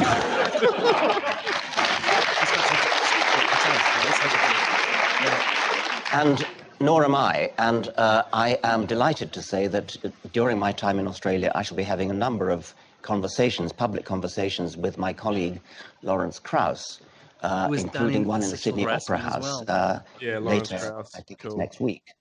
And he's written a book on exactly that topic of how you can get something from nothing. I and I can't shall hear be you very well, questioning him about that. Of course it's counterintuitive that you can get something from nothing. Of course common sense doesn't allow you to get something from nothing. That's why it's interesting. It's got to be interesting in order to give rise to the universe at all. Something pretty mysterious had to give rise to the origin of the universe. Now, if you want to replace a physical explanation by an intelligent God, that's an even worse explanation. It's even more difficult explanation. Just point this out. Can you read what's written on the bottom of the screen? I just read it. Lol, Catholics don't believe in Big Bangs or puffs. Double entendre. Scientists are trying to do is... I met the lady who controls those, because they get a Twitter feed of like 1,000 per minute. Sure they do. Twitter feeds, everyone's typing shit in, right? And so the person has to choose what to publish on the screen. I wonder if they'd get the double entendre straight away. Like, it's pretty good. Like, we laughed at it at the time he said it. Yeah. She must. To explain how you can get not just something, but the immense complexity of the world, of the universe, and of life. And science is making a pretty good fist of doing that. Life is now completely solved, barring the details. That was Darwin's contribution, and Darwin's... I wanted to see that retort when he There's no retort. Retort. His mouth just feeds rubbish, man. Like, you heard him talk, man. He literally I've seen just the entire said thing, words that and there were more embarrassing things that he said that were funnier.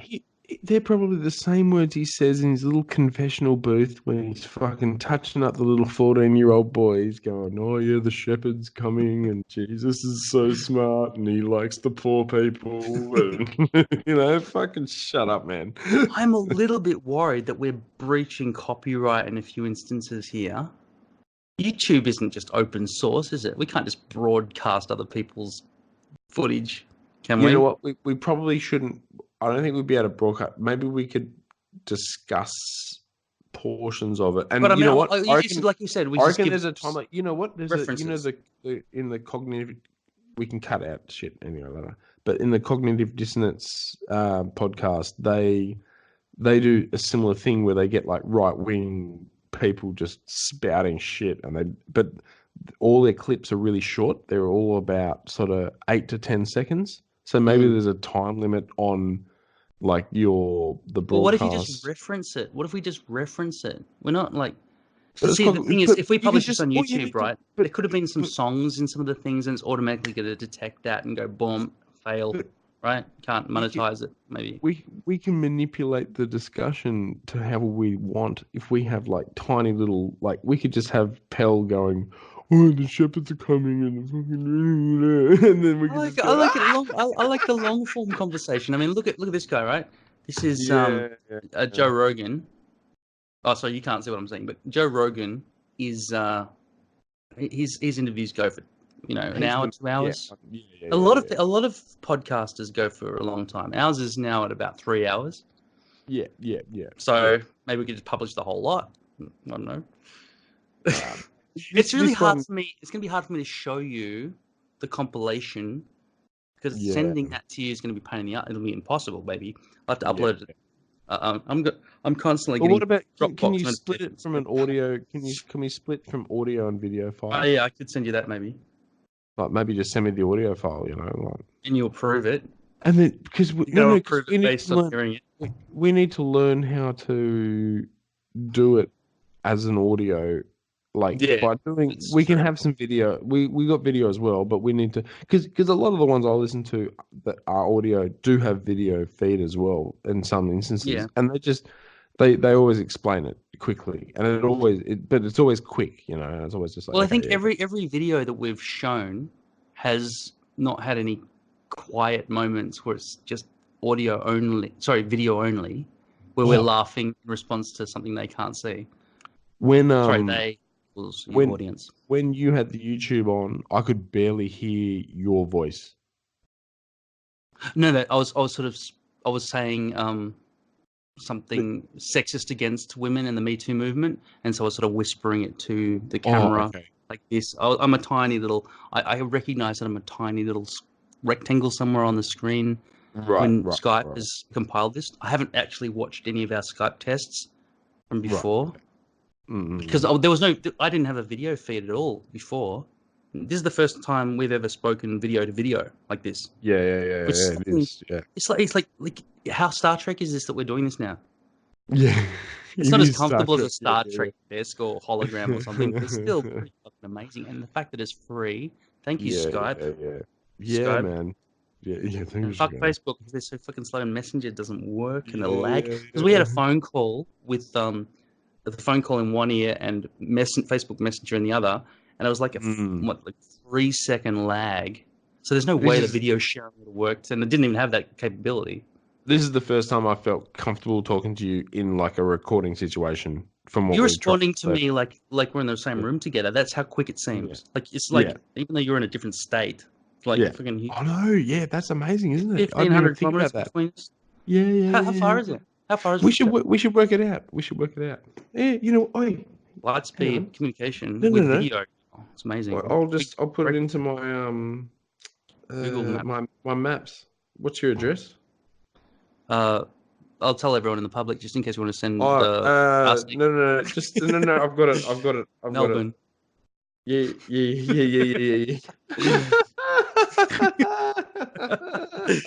I forgot to edit that bit out, and then definitely, yeah.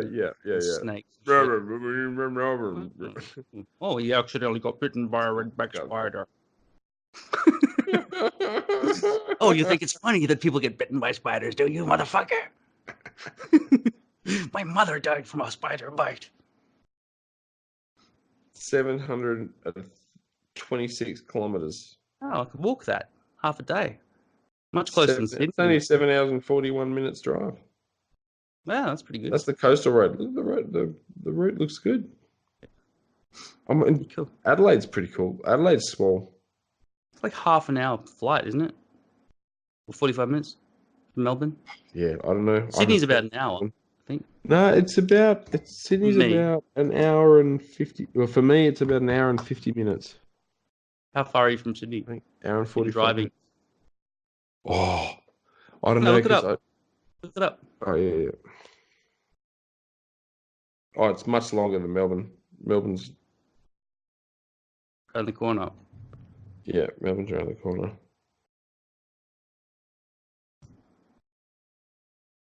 Uh, 1,375 kilometers.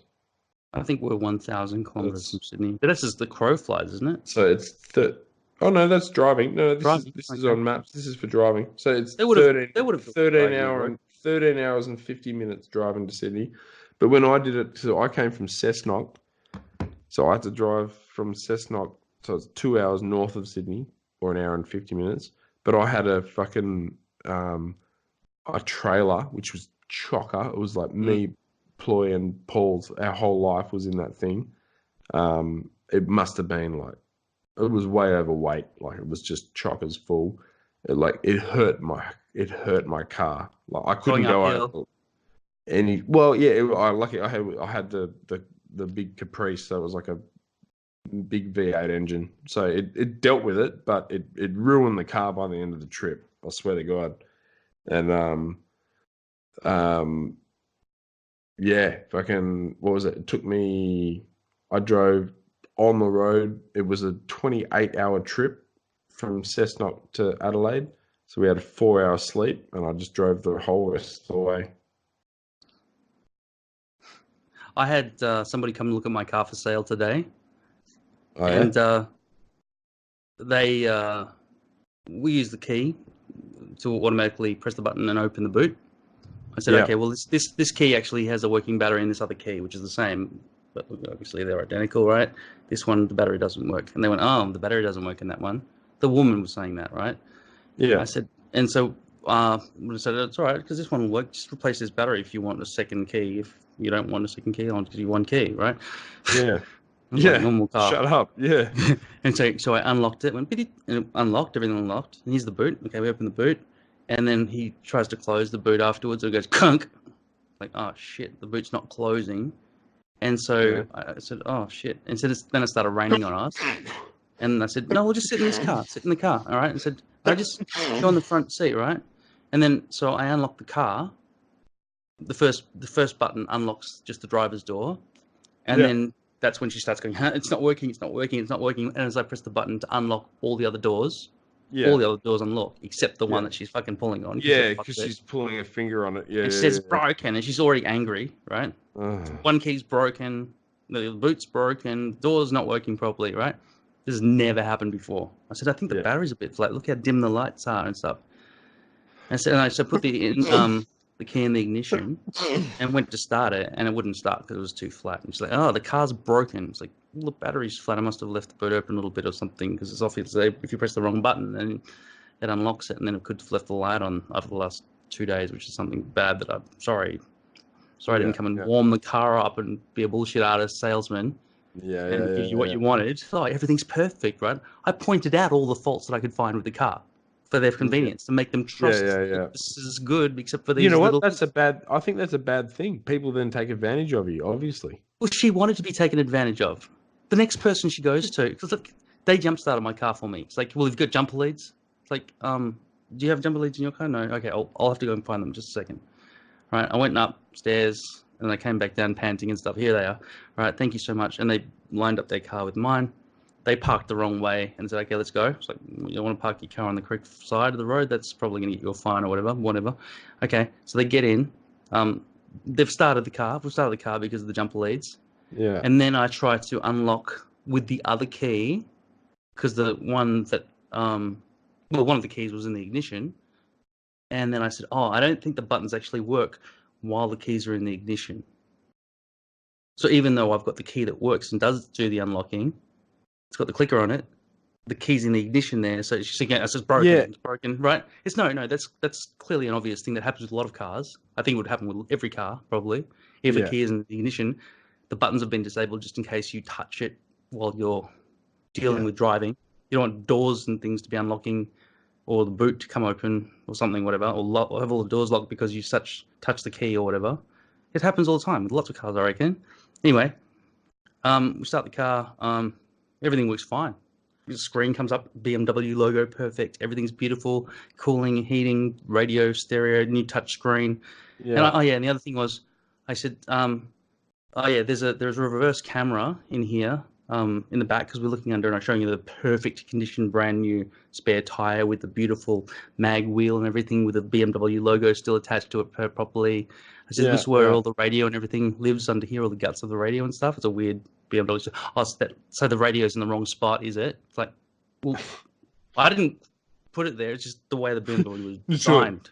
Germans. And I don't know. About that. Yeah, it's a bit silly, isn't it? Yes, it is quite silly. It's like, okay, well, you're looking at BMW. It's not my fault. Okay. Anyway, and there's the and because the new stereo system that I've just gotten, it's totally upgraded, because it had a 20-year-old stereo, and now it's got a brand new one with touchscreen and fucking GPS and all the other cool stuff, Bluetooth and reverse camera. I said, but I didn't set up the reverse camera. It's just sitting there in the bag with all the new, fresh instruction booklet and extra wiring and stuff. Oh, so the wiring isn't all connected.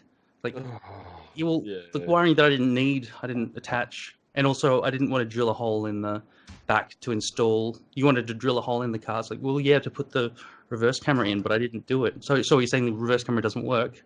Like, no, it doesn't work because I haven't plugged it in. It's brand new. It was just sitting there in that bag, just there. You can see it wrapped up, and we've still got the fucking tag, like whatever, that twist tie, holding the wiring in perfect, brand new, mint condition in the bag that I haven't set up. But everything else in the radio has just been installed. So, okay, so that doesn't work either. Right. You know what? We're not going to take this. The battery doesn't work. This doesn't work. The door doesn't work. And she started listing all the things that were related to the battery. Like, but that's all to do with one thing. The battery had gone flat. And now we just jump-started it, and now it's all working. And you even just turned the engine off, and then we were worried, and then you turned it back on, and it worked.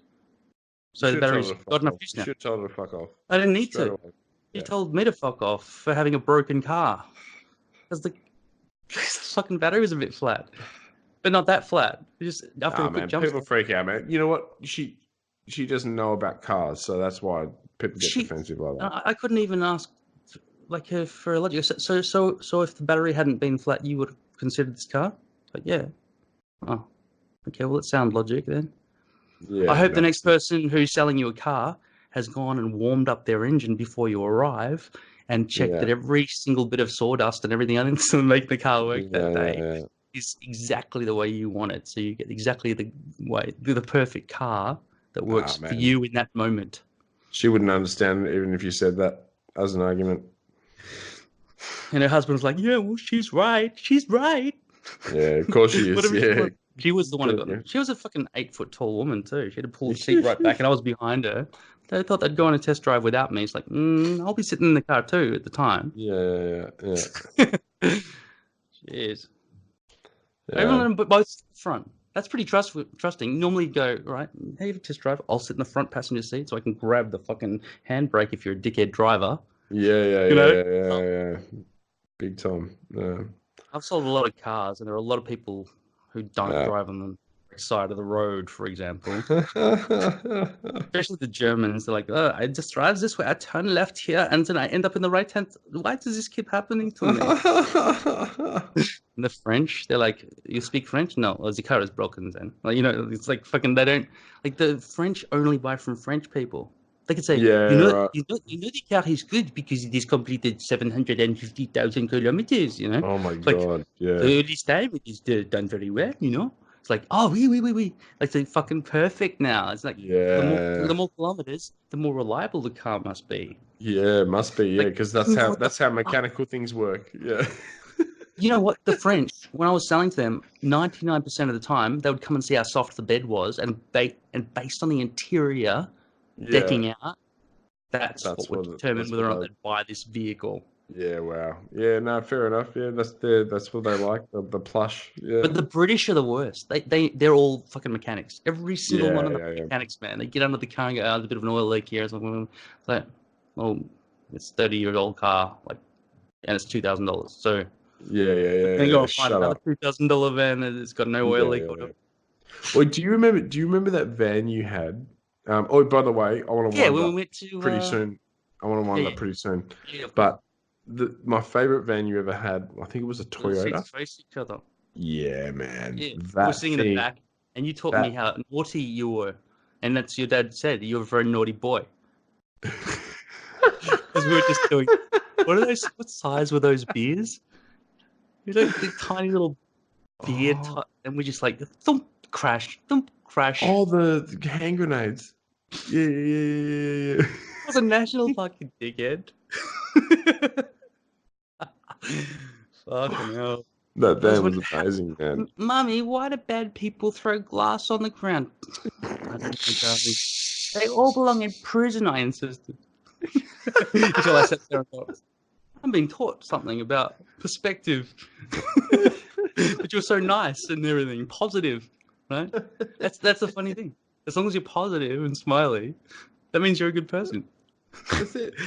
Don't you find that weird though? Because people who are sad and depressed and have always done the right thing, but people have fucked them over, they're sad. Now they're dismissed by everybody as being negative people or whatever.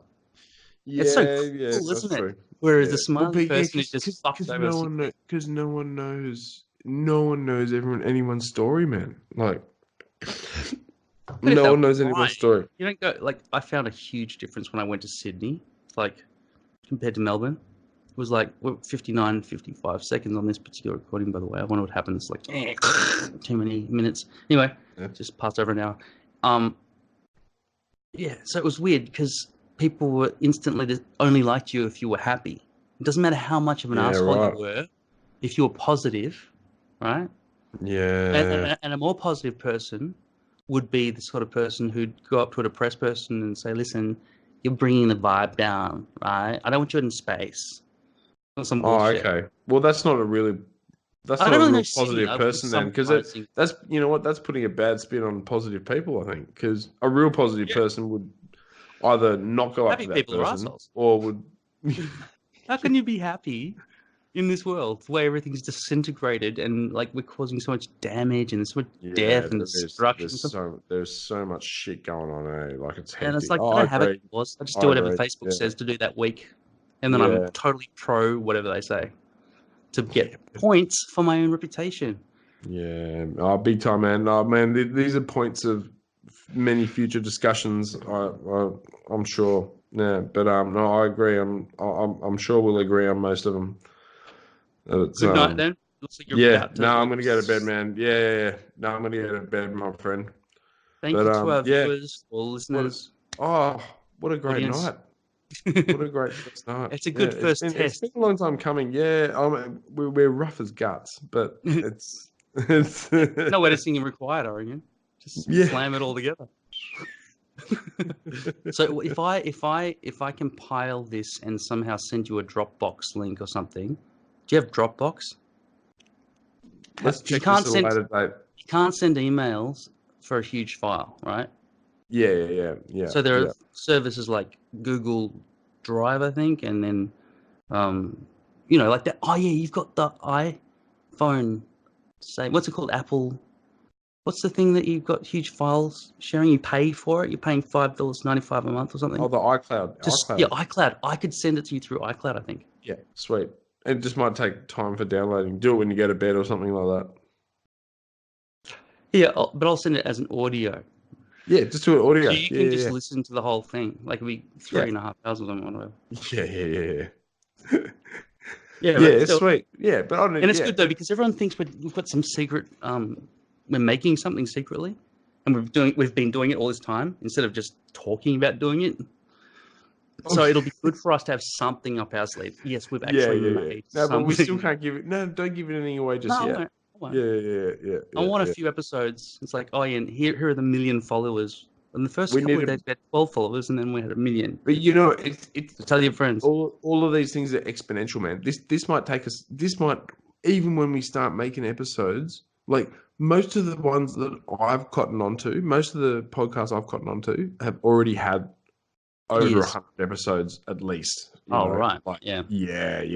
So be pushed up the charts somehow. Yeah, that's right. So I expect that at the beginning we're going to get pretty much zero, and it's going to be very slow going until it just starts ticking over. And we haven't really got a topic for this particular discussion, but it's still. No, but this is just this is the peas on the pod intro. This is just the introduction. That's it. Peas. Yeah. Because I like in the we're gonna have some. Do you want to cut recording? No. Yeah, okay. We'll say goodbye to the camera, to the audience. Can you see where the camera is? Good night, everybody. Good night, everyone. You do it deep into the fucking microphone. This is Peter. That's the funny thing about voice.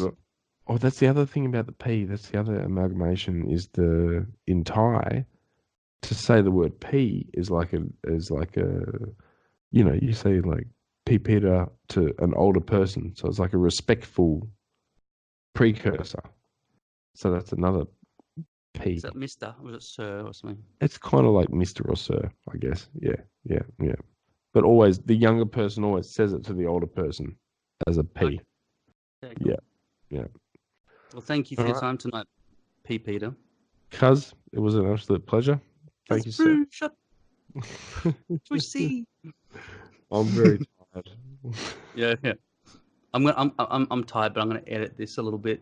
I'm just gonna take the chunks and hopefully they just go together. Yeah. Cut out. And then I'll just put the audio. Cut out put the on my noise stuff. phone. No, I can't. Edit. I'm gonna edit. You can listen to it, the whole thing raw. Yeah. Sweet. Okay. Sweet. All right. Okay. All right, guys. Good night. Speak to you soon, man. Good night. See ya.